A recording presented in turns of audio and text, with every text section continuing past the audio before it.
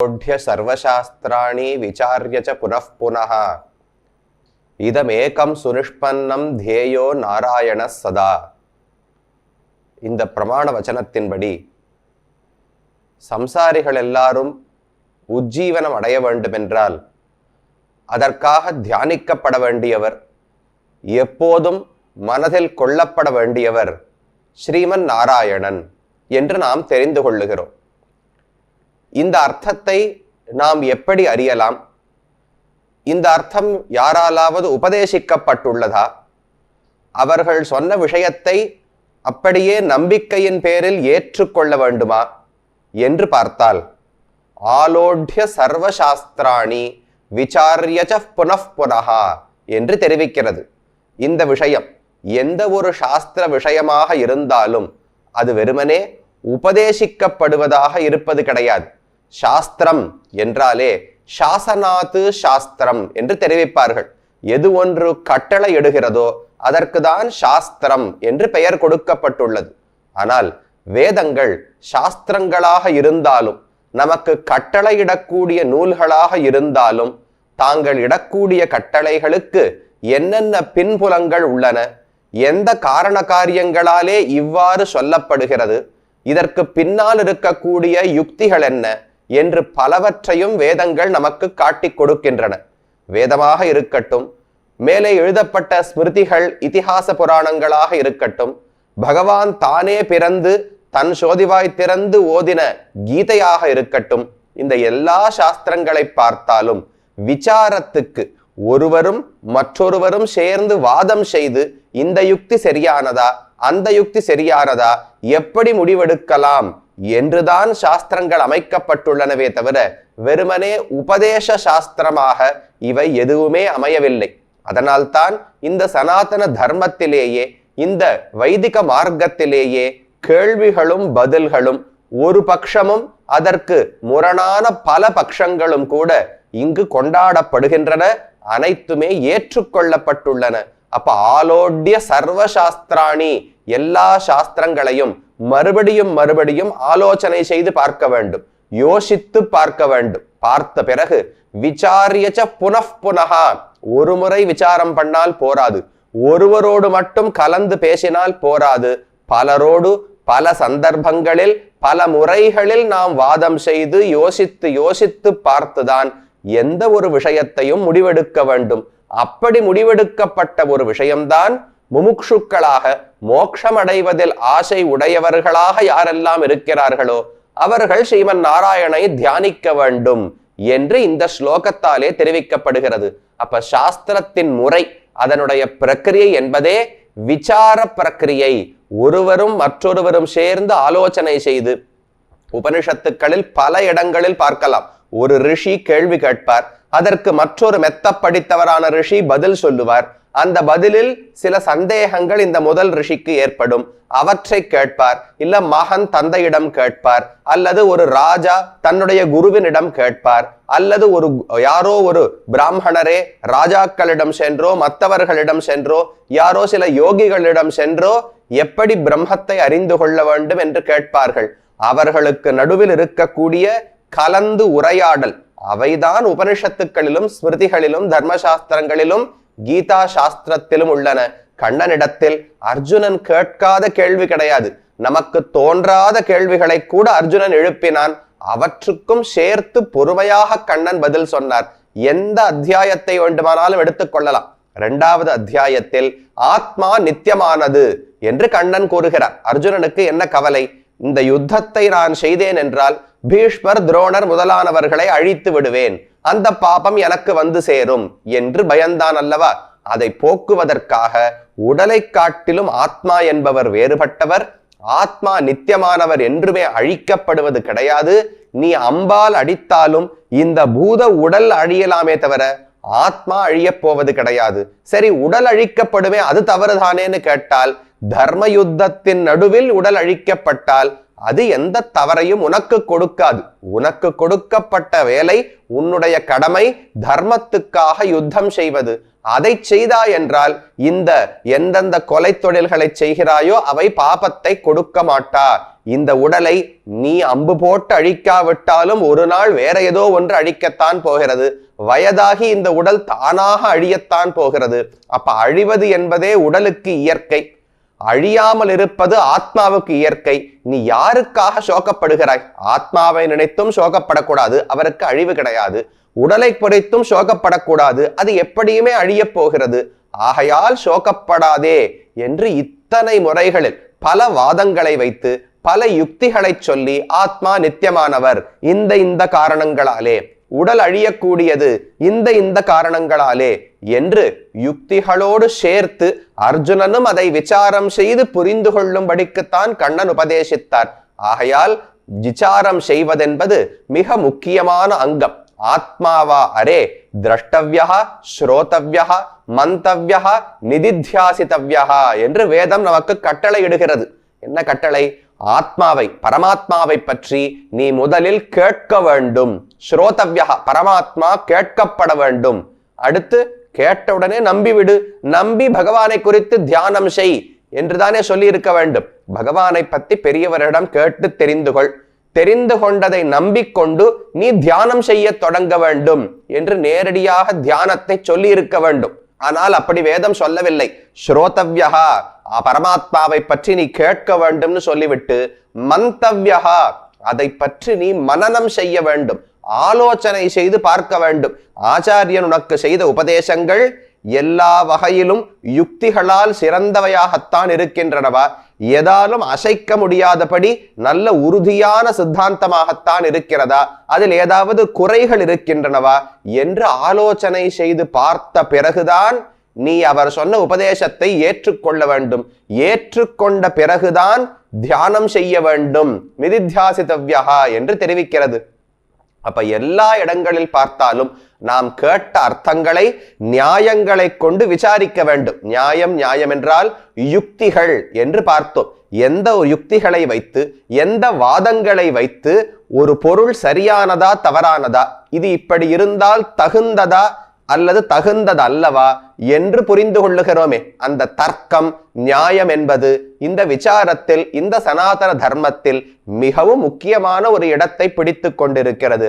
அந்த வகையில் பல லௌகிக நியாயங்கள், வேதத்தில் சொல்லப்பட்ட யுக்திகளை கொண்டு வேதத்தின் அர்த்தத்தை முடிவெடுப்பது என்பது ஒரு வகை.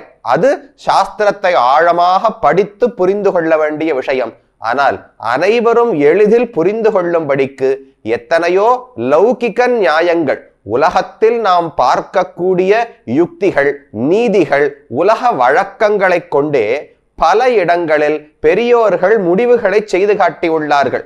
இந்த இடத்தில் இந்த பொருள்தான் சரியானது.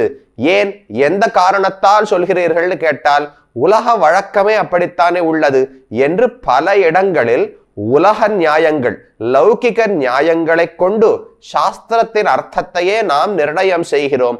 அந்த வகையில் ஒரு சில நியாயங்களை கடந்த நாள், நேற்றைய உபன்யாசத்திலே நாம் பார்த்தோம். இன்று அதை தொடர்ந்து மேலும் சில நியாயங்களை பார்க்க இருக்கிறோம். எவ்வளவு அவகாசம் உள்ளதோ, எத்தனை நியாயங்களை தெரிந்து கொண்டாலும், கீழே சொன்னேன், கிட்டத்தட்ட 150 200 நியாயங்கள் இதை போல் ஆங்காங்கு தேடி பார்த்தால் குறைந்தபட்சமாக கிடைக்கின்றன. அதற்கு மேலேயும் எத்தனையோ புஸ்தகங்கள், எல்லா புஸ்தகங்களையும் ஒருவர் பார்த்து இதுதான் பட்டியல் என்று போட்டு கொடுக்க முடியாது. இதை போல பல நியாயங்கள் என்றுதான் எந்த புத்தகத்திலும் நாம் காண முடிகிறது.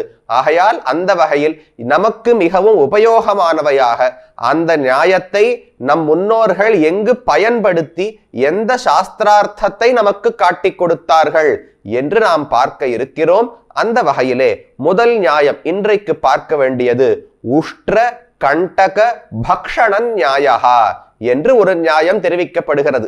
உஷ்ட்ரம், உஷ்ட்ரம் என்றால் ஒட்டகம் என்று பொருள். சம்ஸ்கிருதத்துல உஷ்ட்ரம்னு சொன்னா ஒட்டகம். அந்த ஒட்டகம் ஒரு குறிப்பிட்ட மரம், வன்னி மரம், ஷமி விருக்ஷம் என்று சம்ஸ்கிருதத்தில் சொல்லப்படுகிறது. ஷமி விருக்ஷம் என்பது வன்னி மரத்தை குறிக்கும். அந்த வன்னி மரத்தில் இலைகள் இருக்குமோ, அந்த இலைகளை சாப்பிடுவதற்கு அந்த ஒட்டகம் முயற்சிக்கும். ஆனால் வன்னி மரத்தினுடைய கிளைகள்ல சின்ன சின்னதா முள் இருக்குமா. ஆனால் வேறு வழி கிடையாது. அந்த ஷமி விருக்ஷம், வன்னி மரத்தின் இலைகள் ஒட்டகத்துக்கு மிகவும் பிடித்தமானவை. அதை சாப்பிட்டதுனால வர ஆனந்தம் அந்த ஒட்டகத்துக்கு வேண்டும் என்றால் அதற்கு என்ன செய்யும்? அந்த ஆனந்தத்தை அனுபவிப்பதற்காக இடையில் ஒரு சிறிதளவு துக்கத்தை தான் பொறுத்து கொள்ளுகிறது. உஷ்ட கண்டக பக்ஷணம். கண்டகம் என்றால் முள் என்று அர்த்தம். அப்ப உஷ்டம் ஒட்டகம் ஷமி விருட்சத்தினுடைய வன்னி மரத்தினுடைய இலைகளை சாப்பிட முயலும் போது தவிர்க்க முடியாமல் சில முற்களை அது சாப்பிட தேவைப்படுகிறது. வேறு வழி இல்லை. அதை இதால் தள்ளிவிட்டு ஒரு முள்ளையும் கூட தான் வாயில் போட்டுக்கொள்ளாமல் இலைகளை சாப்பிடுவது என்பது முடியாத காரியம். ஆகையால் தான் ஆசைப்பட்ட ஒரு பயன், அந்த பயனை அடைவதற்காக ஒரு செயலை செய்ய வேண்டியுள்ளது. அந்த செயலை செய்யும் போது தவிர்க்க முடியாத படிக்கு ஏதோ சில கஷ்டங்களோ சில ஆனந்தங்களோ நமக்கு ஏற்படலாம். அந்த ஆனந்தங்களை பொறுத்து கொள்ள வேண்டும், கஷ்டங்களை பொறுத்து கொள்ள வேண்டும் என்று இந்த நியாயம் தெரிவிக்கிறது. அந்த ஒட்டகத்துக்கு அந்த இலையில் ஆசை இல்லை என்றால் கண்டிப்பாக அந்த முள் குத்துவதை அது ஏற்றுக்கொள்ள போவது கிடையாது. அந்த இலையில் ஆசை இருக்கிறபடியால் அதை சாப்பிடும் போது, அதை சாப்பிட்டு தான் ஆனந்தப்படும் போது தவிர்க்க முடியாத சில முற்கள் தன்னை குத்தியது என்றால் அதை பொறுத்து கொண்டுதானே போகிறது. இதே போல ஒவ்வொருவரும் நாம் எத்தனையோ காரியங்களை செய்கிறோம்.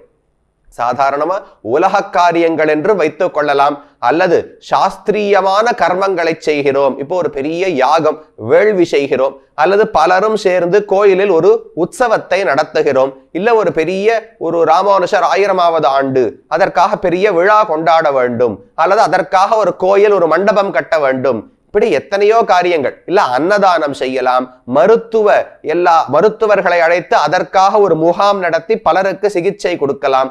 எந்த காரியமானாலும் எடுத்துக்கோங்களேன், அது லௌகிக காரியமாக இருக்கட்டும், இல்ல ஆத்மாவுக்கு நன்மை கொடுக்கக்கூடிய சில வைதிகமான கர்மங்களாகவும் இருக்கட்டும், ஒருவராக செய்யப்படக்கூடிய கர்மமாகவும் இருக்கலாம், பலர் சேர்ந்து செய்ய வேண்டிய கர்மமாகவும் இருக்கலாம். அப்படி ஒரு உயர்ந்த இலக்கை மனதில் கொண்டு நாம் ஒரு முயற்சியில் ஈடுபடும் போது தவிர்க்க முடியாத பல ரெட்டைகள் வந்து சேரும். ஒரு வெப்பம், குளிர்ச்சி என்பது ஒரு ரெட்டை. நான் இங்கிருந்து எங்கேயோ செல்ல வேண்டும், செல்கிற வழியில் நன்னா இப்போ பகவானுக்கு புறப்பாடு நடக்கிறது, அவர் வீதிகளில் வலம் வருகிறார், பகவான் முன்னால் சென்னால் நான் அவர் பின்னால் நடந்து வருவது என்பது பக்தனான எனக்கு ஆனந்தத்தை கொடுக்கிறது.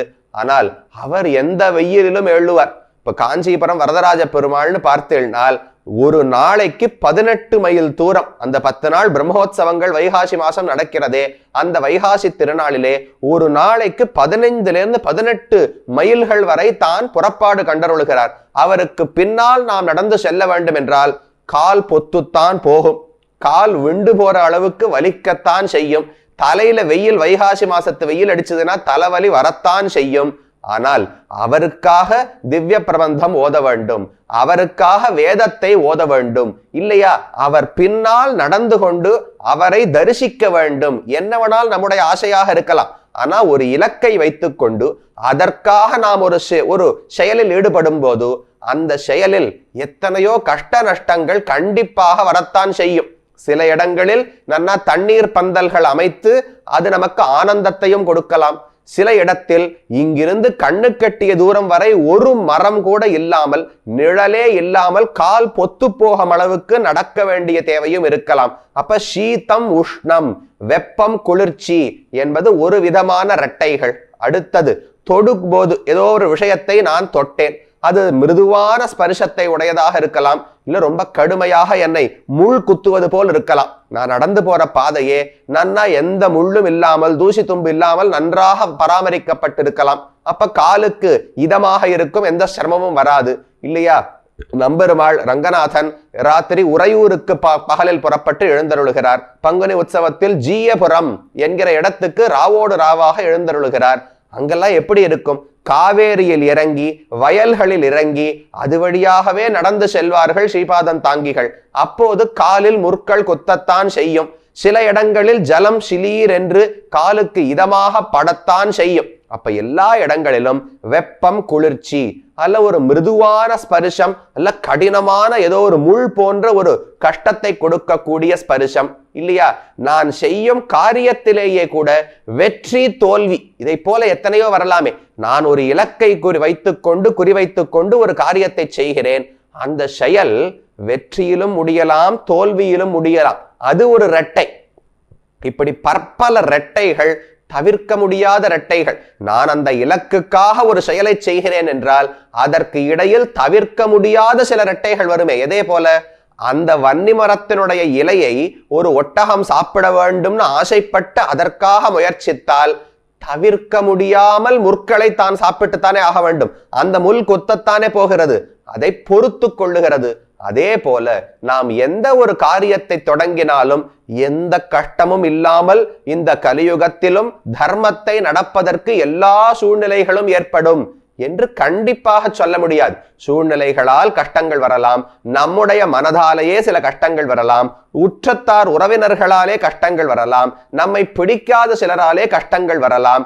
ஒண்ணு வேண்டாம், சூரியனால வெயில் கொளுத்தலாம், மழையினால நான் நனைஞ்சு போகலாம். இதை போன்ற தவிர்க்க முடியாத சில கஷ்டங்கள் வருமொல்லியோ, அவற்றையெல்லாம் பொறுத்து கொள்ள வேண்டும் என்று தெரிவிக்கிறார் கண்ணன். கீதா சாஸ்திரத்தில் 2வது அத்தியாயத்தில் மாத்ரா ஸ்பர்ஷாஸ்து கௌந்தேய சீதோஷ்ண சுக துக்கதாக ஆகமாபாயினஹ அனித்யாக தாம் ஸ்திதிக்ஷஸ்வ பாரத. அர்ஜுனா, உன்னை யுத்தம் செய்ன்னு சொல்லுகிறேன், நீ என்ன பயப்படுகிறாய்? யுத்தம் செய்தால் பீஷ்மர் துரோணர் முதலானவர்கள் எல்லாம் மரணம் அடைந்து விடுவார்களே, ஆகையால் எனக்கு அதில் இஷ்டம் இல்லை. இந்த யுத்தத்தை செய்து அதனால் ராஜ்யத்தை பெற்று நான் ஆனந்தம் அனுபவிக்க வேண்டும், உண்மைதான்.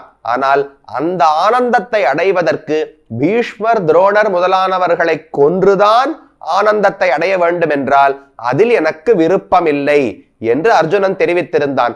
அதற்கு கண்ணன் பதிலுரைக்கிறார் இந்த ஸ்லோகத்தின் மூலம். அர்ஜுனா, யுத்தம் செய்யு நான் உன்னை சொல்லுகிறேனோ இல்லையோ, இந்த பீஷ்மர் துரோணர் முதலானவர்களை கொல்வது என்பது ஒரு புறம் இருக்கட்டும், அம்புகள் உன்மேல் படத்தானே செய்யும். யுத்தத்தை செய்தாய் என்றால் வெயிலில் நின்றுதான் ஆக வேண்டும். அம்புகள் உன் பேரில் படத்தான் செய்யும். உன் பட்சத்திலும் எதிரிகளுடைய பட்சத்திலும் யாராவது சிலர் காயப்படலாம். இவையெல்லாம் நடக்கும்னு ஒத்துக்கொள்ளுகிறாயா இல்லையா என்று கண்ணன் கேட்டார். கண்டிப்பா ஒத்துக்கிறேனே, அதெல்லாம் என்னால் தாங்க முடியும். எவ்வளவு வெயிலாக இருந்தாலும் தாங்குவேன். தூக்கமே இல்லாமல் சண்டை போட வேண்டும் என்றாலும் என்னால் போட முடியும். எத்தனை பேர் எதிர்த்து வந்தாலும், 10,000 பேர் வந்தாலும் நான் மகாரதி. என்னுடைய காண்டீபத்தின் வலிமையை கொண்டு எத்தனை பேரையும் எதிர்க்க முடியும். எத்தனை அம்புகள் என் பேரில் பட்டாலும் தாங்கிக் கொள்ள முடியும் என்று தன்னுடைய வீரத்தையும் பலத்தையும் பறைசாற்றினான் அர்ஜுனன். கண்ணன் தெரிவித்தார், எப்படி உன் பேரில் வெயில் படுவதும் அம்பு படுவதும் தவிர்க்க முடியாததோ யுத்தம் செய்யும் போது, அதே போல எதிரிகள் பேரில் அம்பு படுவதும் தவிர்க்க முடியாதது. எதிரிகள் பட்சத்தில் பீஷ்மரும் துரோணரும் நின்றார்கள் என்றால் அவர்கள் உயிரிழப்பதும் தவிர்க்க முடியாதது. அப்ப நான் ஒரு இலக்கை நோக்கி முன்னேறும் போது அதில் தவிர்க்க முடியாத கஷ்டங்கள் ஏதாவது வந்தால் அவற்றை பொறுத்து கொள்ளத்தான் வேண்டும். அதற்குள் பெரிய துன்பம் சின்ன துன்பம் என்று பார்க்க முடியாது. இவை அனைத்தையும் விட என்னுடைய இலக்கு பெரிதானதோ இல்லையோ, நான் இந்த யுத்தத்தை செய்து தர்மத்தை நிலைநாட்ட வேண்டும். இந்த யுத்தமே கர்மயோகமாக ஆகிவிடுகிறதுன்னு கண்ணன் மேல சொல்ல போகிறார். கர்மயோகம் என்றால் எனக்கு இடப்பட்ட கடமை. இந்த யுத்தத்தை நான் செய்வதே பகவானுக்கு ஒரு ஆராதனமாக, அவரை சந்தோஷப்படுத்துவதற்காக இதை செய்கிறேன் என்கிற உயர்ந்த மனநிலையோடு செய்ய வேண்டும். அப்படி செய்யும் போது அதில் தவறான பட்சத்திலே, துரியோதனின் பட்சத்தில் நிற்கக்கூடிய பீஷ்மரோ துரோணரோ உயிர் இழந்தார்கள் என்றால் அது தவிர்க்க முடியாத ஒரு துன்பம். எப்படி வெப்பம் குளிர்ச்சி, மிருதுவான ஸ்பர்ஷம் அல்லது கடினமான ஸ்பர்ஷம், வெற்றி தோல்வி முதலானவையெல்லாம் தவிர்க்க முடியாத பக்க விளைவுகளோ இல்லையோ, அதே போல எதிராளிகளோ உன் அணியில் இருப்பவர்களோ மரணம் அடைவது என்பதும் பக்க விளைவு, அதை தவிர்க்கவே முடியாது. ஆகையால் நீ எடுத்துக்கொண்டது ஒரு முக்கியமான சாஸ்திரியமான காரியம், வைதிகமான காரியம். உனக்கு இடப்பட்ட கடமை, க்ஷத்திரியனான உனக்கு தர்மத்தை நிலைநாட்டுவதற்காக போர் செய்வது என்பது கடமை. அந்த இலக்கை நோக்கி நீ முயலும் போது இடையில் தவிர்க்க முடியாத ஏதாவது சிரமங்கள் வந்தால் தான் திதிக்ஷஸ்வ பாரத, அந்த கஷ்டங்களை நீ பொறுத்து கொண்டுதான் ஆக வேண்டும். திதிக்ஷானா பொறுமை. அந்த என்ன கஷ்டங்கள் வந்தாலும், கஷ்டங்கள்னு மட்டும் இல்ல நன்மைகளும் வரலாம். மாத்ரா ஸ்பர்ஷாஸ்து கௌந்தேய சீத உஷ்ண சுக துக்கதாக. எனக்கு குளிர்ச்சியா ஏதாவது பட்டுதுன்னா சுகத்து கூட வரலாம். ஏதாவது கஷ்டமா வெயில் ஒண்ணு பட்டுதுன்னா துக்கமும் வரலாம்.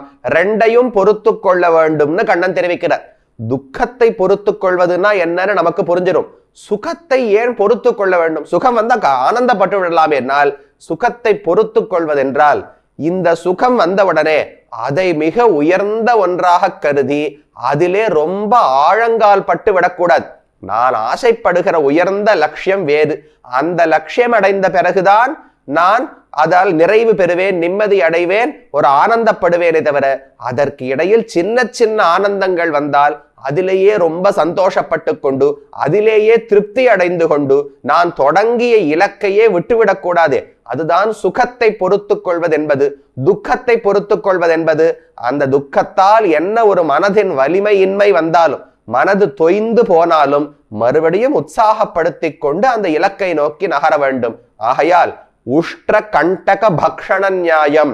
எப்படி ஒரு ஒட்டகம் வன்னி இலையை சாப்பிட ஆசைப்பட்டால் அதில் தவிர்க்க முடியாத முற்களையும் தான் ஏற்றுக்கொண்டு சாப்பிடுகிறதோ, அதே போல ஒருவன் கர்மங்களை, வைதிகமான கர்மங்களை செய்பவனாக இருக்கட்டும் அல்லது லௌகிகமான கர்மங்கள், நாம் உத்தியோகத்தில் எத்தனையோ வேலைகளை செய்கிறோம், ஒரு நிறுவனத்தில் வேலை செய்கிறோம், அவர்கள் என்னென்ன காரியங்களை கொடுத்தார்களோ, சில நாட்கள் ராத்திரி தூங்க முடியாத அளவுக்கு காரியம் இருக்கலாம், சில நாட்கள் வீட்டில் ஏதாவது மனைவிக்கோ குழந்தைகளுக்கோ உடல் நலம் சரியில்லாத போது கூட நாம் வேலை பார்க்க தேவைப்பட்டிருக்கலாம். இப்படி என்ன கஷ்டங்கள் வந்தாலும் பொறுத்து கொண்டுதானே செய்கிறோம். ஆனால் வைதிக காரியத்தில் மட்டும் ஏதாவது கஷ்டம் வந்தால் உடனடியாக வேண்டாம் சாமி, அது ரொம்ப கஷ்டப்பட்டு பண்ணணும் போல் இருக்கு அப்படின்னு விட்டுடுறோம். இந்த கஷ்டத்தை பொருட்படுத்தாமல் பொறுத்து கொண்டு செய்தால் அதால் அடைய போகிற பயன் எவ்வளவு பெரியது.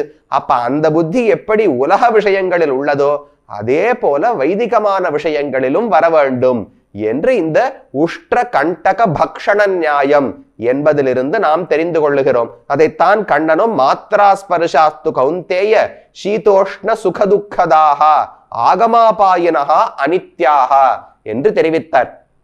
நமக்கு ஒரு ஆறுதல் கூறுகிறார். அர்ஜுனன் கேட்டான், சரி யுத்தம் பண்ணும்போது இதை போல வரிசையாக துக்கங்கள் வந்து கொண்டே இருந்தால் மனது தோய்ந்து போய்விடாதா? இப்படியே கஷ்டப்பட்டு இருக்கணுமா? இந்த உலகத்துல நான் நல்ல வழியில் வாழணும்னு ஆசைப்படுகிறேன். அந்த இலக்கை நோக்கி தர்மத்தின் வழி நடக்க வேண்டும், பகவானுக்கு பிடித்தபடி வாழ வேண்டும்னு ஆசைப்பட்டது தப்பா?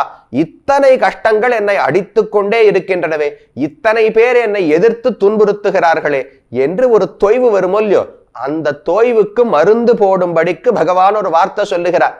ஆகமாபாயினஹா. அர்ஜுனா, ஒன்னே ஒன்னு புரிந்துகொள், இவை தவிர்க்க முடியாத துன்பங்கள் என்பதை நானும் ஒற்றுக்கொள்ளுகிறேன்.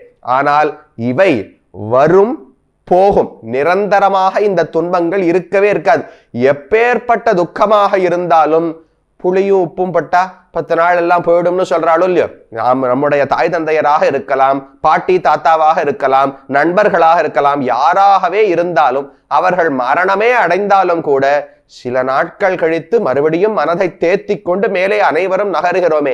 எப்படி என்றால் கடந்து போகும். எந்த துக்கம் வந்தாலும் நிரந்தரமாக இருக்காது, கடந்து போய்விடும் என்று ஒரு எண்ணம். ஆகமாபாயினஹா என்று தெரிவித்தார். சரி சுவாமி, ஒரு துக்கம் வந்தால் கடந்து போய்விடும், இந்த துக்கம் கடப்பதற்குள் அடுத்த துக்கம், அந்த துக்கம் கடப்ப, இந்த புயல்லாம் வரும் பாருங்க, ஒரு புயல் அடிச்சு முடிக்கும், அதிலிருந்து நாம மீண்டு வரத்துக்குள்ள உடனே அடுத்த காற்றழுத்த தாழ்வு மண்டலம் வந்து விட்டது, அடுத்த புயல் 10 நாளுக்கும்பா. ஐயோ, நாங்க இன்னும் முன் புயல்ல இருந்தே நாங்க இன்னும் மீண்டு வரவில்லையே, அடுத்த புயலான்னு கேட்போமே. அதை போல் துக்கங்கள் ஒவ்வொன்றும் கடந்து போய்விடலாம். ஆனா இந்த பரம்பரை முடியாமல் வந்து கொண்டே இருந்தால், வரிசையாக துக்கங்கள் வந்தால் எப்படி தாங்கிக் கொள்வதுன்னு ஒரு தொய்வு வருமே. அதற்கு பதில் சொல்லுகிறார், அனித்யாக. கவலைப்படாதே, இது ஒரு நாள் கண்டிப்பாக முடியும். எப்ப தெரியவா முடியும்? இந்த வைதிக கர்மங்களை எல்லாம் செய்து, கர்மயோகம் செய்து, பக்தி யோகம் செய்து, பகவான் நம்மாலே ஆனந்தப்பட்டு மோட்சம் அளிக்கிறாரே, அந்த மோட்சம் அளிக்கும் வரை இந்த துன்பங்கள் வந்து கொண்டுதான் இருக்கும். நான் பக்தி யோகம் செய்ய தொடங்கி விட்டேன், பகவானுக்கு ரொம்ப வேண்டியவன், அதனால் இந்த கலியுகம் என்னை ஒன்றும் பண்ணாது, இந்த உலகம் எனக்கு துன்பங்களே கொடுக்காது என்று ஒரு நாளும் சொல்ல முடியாது. எப்பேற்பட்ட பக்தர்கள் எந்தெந்த துன்பங்களை எல்லாம் அனுபவிக்கவில்லை. ஒரு ராமதாசர்னு பார்க்கலாம், சுவாமி ராமானுஜரையே எடுத்துக்கொள்ளலாம், கூரத்தாழ்வான் பார்க்கலாம். அனைவரும் துன்பங்களுக்கு உட்பட்டார்கள். அந்த வாழ்க்கையில் துன்பங்களை தவிர்க்க முடியாமல் தாங்கள் அனுபவித்துத்தான் சென்றார்கள். அதனால் யாரையும் துன்பம் விட்டுவிடாது. ஆனால் ஒரு நாள் இது முற்றுமாக நிறுத்தப்படும். எப்போது மோட்சம் அடைகிறோமோ அதற்கு பிறகு இந்த சுகதுக்கங்கள் நமக்கு வராது. எப்போதும் சுகத்தை மட்டும் அனுபவிக்கலாம். அப்ப இப்ப துக்கம் வரும்போதும் இது கடந்து போகும்னு நாம் அதை நினைத்து கொள்ள வேண்டும். வரிசையா துக்கம் வருதேன்னு பார்த்தால் ஒரு நாள் இது அனைத்தையும் நான் தாண்டுவேன் என்கிற உறுதியும் நம்பிக்கையும் வேண்டும். இதுதான் உஷ்ட்ர கண்டக பக்ஷண நியாயம் என்று சொல்லப்பட்டது. அடுத்ததாக கைமுதிக நியாயம். இது பலரும் நீங்கள் கேள்விப்பட்டிருக்கலாம். கிமுத்த அப்படின்னு சொல்லி, கிமுத்த அப்படின்னு சொன்னால் சம்ஸ்கிருதத்தில், தமிழ் என்ன பொருள்னால் மேல என்ன அதுக்கு என்ன அப்படின்னு சொல்றோமோ இல்லையோ. அதாவது ரெண்டு விஷயங்கள், ரெண்டு நிகழ்வுகள், இல்ல ரெண்டு காரியங்கள்னு வச்சுக்கோங்களேன். ஒண்ணு ரொம்ப சுலபமான காரியம், மற்றொன்று ரொம்ப கடினமான காரியம். அப்படி இருக்கும்போது ஒருவர் கடினமான காரியத்தையே செய்து விட்டார்னு வச்சுக்கோங்க. அப்ப எளிமையான காரியத்தை அவர் செய்து விட்டார் அப்படின்னு சொல்லணுமான்னு, அதையே செய்து விட்டார் என்றால் இதை பத்தி சொல்லவும் வேண்டுமோ அப்படின்னு கேட்கிறோமே. அதுதான் கைமுதிக நியாயம். கைமுதிக நியாயம்னு தெரிவிப்பா. ஒரு கஷ்டமான தொழில், சுலபமான தொழில் ரெண்டு இருந்தால் கஷ்டமான காரியத்தையே செய்ய முடிந்தவரால் சுலபமான காரியத்தை செய்ய முடியும்னு சொல்லவும் வேண்டுமா வாயை திறந்து? அல்லது ரெண்டு விஷயங்கள், ஒண்ணு நடந்தால்தான் இன்னொன்னு நடக்கும்னு வச்சுக்கோங்களேன். அப்ப முதலே இல்லை என்றால் அடுத்தது நடக்கவே நடக்காதே. அது நடக்கவில்லைன்னு சொல்லவும் வேண்டுமோ? மழையே பெய்யவில்லை, நான் சரி மழை பெய்யல, பயிர்கள்லாம் நன்னா வளர்ந்ததோ இல்லையோ அப்படின்னு கேட்டா, சுவாமி மழையே இல்லாட்டா பயிர் எப்படி வரும்? மழையே பெய்யவில்லைன்னு சொல்லிவிட்டால் பயிர்கள் பாங்கள் கஷ்டப்படுகின்றன, வளர முடியவில்லைன்னு சொல்லவும் வேண்டுமா? இதைத்தான் கிமுத்த, அதுவே இப்படித்தான் என்றால் இதை பத்தி இன்னும் சொல்ல வேண்டுமா அப்படின்னு சொல்றோமே. அதற்குத்தான் கைமுதிக நியாயம். கைமுதிக நியாயம்னு பெயர். இந்த நியாயம் எத்தனையோ இடங்களில், எங்கெல்லாம் ஒன்று நடந்தால்தான் இன்னும் நடக்குமோ அங்க முதல் நிகழ்வே நடக்கவில்லை, அப்ப இரண்டாவது எப்படி நடக்கும் என்று நாம் புரிந்து கொண்டு விடலாம். இதை பல இடங்களில் பொருத்தி பார்க்கலாம். முக்கியமான ஒரு இடத்தை சொல்லுகிறேன். இது வேதத்தில் இருக்கக்கூடிய ஒரு விஷயம் கிடையாது. ஆழ்வார்களுடைய பாசுரங்களில் ஒரு ஐயம் எழுகிறது. சுவாமி நம்மாழ்வார் வானமாமலை என்கிற ஒரு திவ்யதேசம், அந்த திவ்யதேசத்தை பற்றி 10 பாசுரங்கள் பாடினார். நோற்ற நோன்பிலேன் நுண் அறிவிலேன், ஆகிலும் இனி உண்ணவிட்டொன்னு மாத்தகிற்கின்றிலேன், அரவினனை அம்பானே சேத்து தாமரை சென்னலூடு மலர் சிறீவரமங்கல நகர் வீற்றிருந்த எந்தாய் உனக்கு மிகையல்லேன் அங்கே என்று முதல் பாசுரம். வானமாமலையை பற்றி 10 பாசுரங்களில் முதல் பாசுரம் இந்த பாசுரம். என்ன தெரிவிக்கிறார்? நோற்ற நோன்பு இலேன், நான் எந்த விரதங்கள், கர்மங்கள், உபவாசமோ இல்ல தீர்த்த யாத்திரையோ யாகங்களோ இது எதையுமே அனுஷ்டித்தது கிடையாது. நோற்ற நோன்பு இலேன். நோன்புன்னு சொன்னா ஏதோ ஒரு விரதம் தானே, ஏதோ ஒரு இலக்குக்காக, ஒரு பயனை அடைவதற்காக நான் உண்ணாமல் இருக்கிறேன், உபவாசம் இருக்கிறேன், அல்லது இத்தனை நாட்களுக்கு பால் மட்டும் அருந்திக் கொண்டிருக்கிறேன், அல்லது உப்பு இல்லாமல், சிரவணத்துக்கு உப்பு இல்லாமல் சாப்பிடுகிறேன், இப்படின்லாம் சில பேர் விரதங்கள் இருக்காளே, அதையெல்லாம் நோன்பு. இப்ப மார்கழி நோன்புன்னு சொல்றோம். நோன்புனாலே என்ன அர்த்தம்? நாமும் நம் பாவைக்கு செய்யும் கிருஷைகள் கேளீரோ, பார்க்கடலுள் பையத்து என்ன பரமனடி பாடி நெய்யுண்ணோம் பாலுண்ணோம் நாட்காலே நீராடி மையிட்டு எழுதோம் மலரிட்டு நாம் முடியோம் செய்யாதன செய்யோம், இத்தனை விதிமுறைகள் சொல்றாளா? அப்ப இதை போல சில விதிமுறைகளை எடுத்துக்கொண்டு அதை விடாமல் நாம் கடைபிடித்தோம் என்றால் அதற்கு நோன்பு, தவம் இல்ல விரதம் அப்படின்னு பெயர் சொல்லப்படுகிறது. ஆழ்வார் தெரிவிக்கிறார், நான் அப்படி எந்த நோன்பையும் செய்தது கிடையாது. இந்த இடத்துல நோன்புன்னு சொன்னால் எல்லா வகையான கர்மயோகங்களையும் அது குறிக்கும். ஏன்னா விரதம் இருப்பது என்பது கர்மயோகத்தினுடைய ஒரு வகை. அதை போல யாகங்கள் செய்வது, பகவானுக்கு பூஜை செய்வது, பிராணாயாமம் செய்வது, வேதத்தை கற்பது, தீர்த்த யாத்திரை செல்வது, இப்படி பல வகைகளில் கர்மயோகம் கீதையில் கண்ணனால் சொல்லப்பட்டுள்ளது. அந்த எந்த கர்மயோகத்தையும் நான் பண்ணது கிடையாது. நோற்ற நோன்பு இலேன், கர்மயோகத்தை நான் செய்தது கிடையாது. எந்த விதத்திலும் என்னிடத்தில் கர்மயோகம்ங்கிற தகுதி இருக்கான்னு ஆராய்ந்து பார்க்காதே. ஏன்னா பகவான் கேட்டார், ஆழ்வீர் நீர் மோட்சம் வேண்டும் மோட்சம் வேண்டும்னு கேட்கிறீர். மோட்சம் பெற வேண்டும் என்றால் சில தகுதிகள் எல்லாம் வேண்டும். கர்மயோகம், ஞான யோகம், பக்தி யோகம், இது ஏதாவது உம்மிடத்தில் உண்டா என்று ஆழ்வாரை பார்த்து பகவான் கேட்டார். அதற்கு பதில் உரைக்கிறார், என்னிடத்தில் கர்மயோகம் கிடையாது. நோற்ற நோன்பு இலேன், அடுத்து நுண் அறிவு இலேன். சரி, கர்மயோகம் இல்லை, ஞான யோகம் இருக்கா? ஆத்மாவை பற்றின உண்மையை புரிந்து கொண்டு புலன்களை எல்லாம் அடக்கி ஆத்மாவை மட்டுமே சிந்தித்து கொண்டு திருப்தி அடைவதான ஞான யோகம்னு ஒண்ணு இருக்கே, அந்த ஞான யோகம் ஒருவேளை உண்டோ? அதற்கும் சில ஆட்கள் உண்டு. கர்மயோகத்தை பின்பற்றினவர்கள் ஜனகன் முதலான சில ராஜாக்கள் பெரியவர்கள் உண்டு. ஞான யோகத்தை பின்பற்றினவர்கள், இப்ப பரதர், ஜட பரதர்னு இருந்தார், அவர்கள் எல்லாம் ஞான யோகத்தையே பின்பற்றினவர்கள். அவர்களைப் போல ஞான யோகம்ங்கிற தகுதி உண்டான்னு கேட்டால் நுண் அறிவு இலேன். எனக்கு எந்த நுண்ணறிவும் கிடையாது, உடல் வேறு ஆத்மா வேறுன்னு புரிஞ்சுக்கல, ஆத்மா அழிக்கப்பட முடியாதவர்னு தெரிஞ்சுக்கல, ஆத்மா பகவானுக்கு தொண்டன்னு புரிந்து கொள்ளவில்லை, எந்த நுட்பமான அறிவும் எனக்கு கிடையாது. அறிவு இல்லாட்டா ஞான யோகம் எங்கிருந்து வருது? ஞானம் முதலில் வேண்டும். அந்த ஞானத்தை மறுபடியும் அசை போட்டு நன்ன மனதில் பதித்து கொள்ள வேண்டும். அதுக்குதான் ஞான யோகம்னு பெயர். ஞானமே இல்லாட்டா ஞான யோகம் எங்கிருந்து வருது? ஆகையால் ஞான யோகமும் இல்லை. நோற்ற நோன்பிலேன் கர்மயோகம் இல்லை, நுண் அறிவிலேன் ஞான யோகம் இல்லை. ஆகிலும் இனி உன்னை விட்டு ஒன்னும் ஆற்றகிற்கின்றேன். ஆனா என்ன பண்றது? உன்னை விட்டு பிரிந்து என்னால் உயிர் தரிக்க முடியவில்லை. நீதான் எப்படியாவது உன் திருவடிகளில் என்னை சேர்த்து கொள்ள வேண்டும். உன்னை விட்டொன்னும் ஆத்தகிற்கின்றேன் அரவினனை அம்மானே என்று ஆழ்வார் இந்த பாசுரத்தில் தெரிவிக்கிறார். கர்மயோகம் இல்லை, ஞான யோகம் இல்லை, ரெண்டு தகுதிகளும் என்னிடத்தில் கிடையாது என்று தெரிவிக்கிறாரா? இதற்கு ஆகிஞ்சன்யம் என்று ஒரு பெயர் கொடுக்கப்பட்டுள்ளது. ஆகிஞ்சன்யம் என்றால் பகவானுடைய சன்னதிக்கு போகும்போது கைகூப்புறோம் இல்லையோ, கைகூப்புவதற்கு என்ன அர்த்தம்னால் என்னிடத்தில் ஒன்றும் இல்லை, உன்னிடத்தில் கொடுப்பதற்கு கர்மயோகம்ங்கிற தகுதி இருக்கா? இல்லை. ஞானயோ ஏதாவது கையில் இருந்ததுன்னு வச்சுங்களேன், பகவானுக்கு சமர்ப்பிப்பதற்கு என்னிடத்தில் ஏதாவது இருந்தால் கையை இப்படித்தானே வச்சுட்டு இருப்போம். பகவானை சேவிக்க போறச்சே கையில ஒண்ணு எடுத்துன்னு போகாம இருக்கக்கூடாது. ஏதோ ஒரு பழமோ 4 திராட்சையோ முந்திரி பருப்போ ஏதோ ஒரு புஷ்பமோ வாங்கி கொண்டு அவனுக்கு சமர்ப்பித்துத்தான் சேவித்து வர வேண்டும். ஒண்ணும் இல்லைன்னு வச்சுக்கோங்க, அதெல்லாம் சமர்ப்பிச்சுட்டேன், இந்த இடத்தில் என்னிடத்தில் கைமுதல் ஒண்ணும் இல்லைனால் மோட்சம் அடைவதற்கான தகுதி என்னிடத்தில் ஒன்றுமில்லை என்று வெளிப்படுத்துகிறோமே, அதுதான் கையை கூப்புவது. என் கையை கூப்பி விட்டேன் என்றால் கையில் ஏதாவது இருந்தா கை இப்படி இருக்கும் அவனுக்கு வழங்குவதற்கு. கையை கூப்பினால் என்னிடத்தில் கொடுக்க ஒன்றுமில்லை, வெறும் கைதான் உள்ளது என்று காட்டுகிறோம் இல்லையோ, அதுதான் ஆகிஞ்சன்யம். நான் உன்னை கொடுத்து உன்னிடத்தில் மோட்சம் பெறலாம்னு வரவில்லை, என்னிடத்தில் கொடுப்பதற்கு ஒன்றும் கிடையாது, என்னுடைய தகுதிகள் என்ன என்று நீ ஆராய்ந்து பார்க்காதே, நீதான் கருணையால் எனக்கு மோட்சம் அளிக்க வேண்டும் என்று பிரார்த்திக்கிறோமே, இதற்கு ஆகிஞ்சன்யம். என்னிடத்தில் கை முதல் ஒன்றும் கிடையாது, நீயாக பார்த்துத்தான் கொடுக்க வேண்டும்னு தெரிவிக்கிறோம் இல்லையோ, அந்த ஆகிஞ்சன்யத்தை தான் ஆழ்வார் இந்த பாசுரத்தில் தெரிவிக்கிறார். ஆனால் இதில் ஒரு குறை உள்ளது.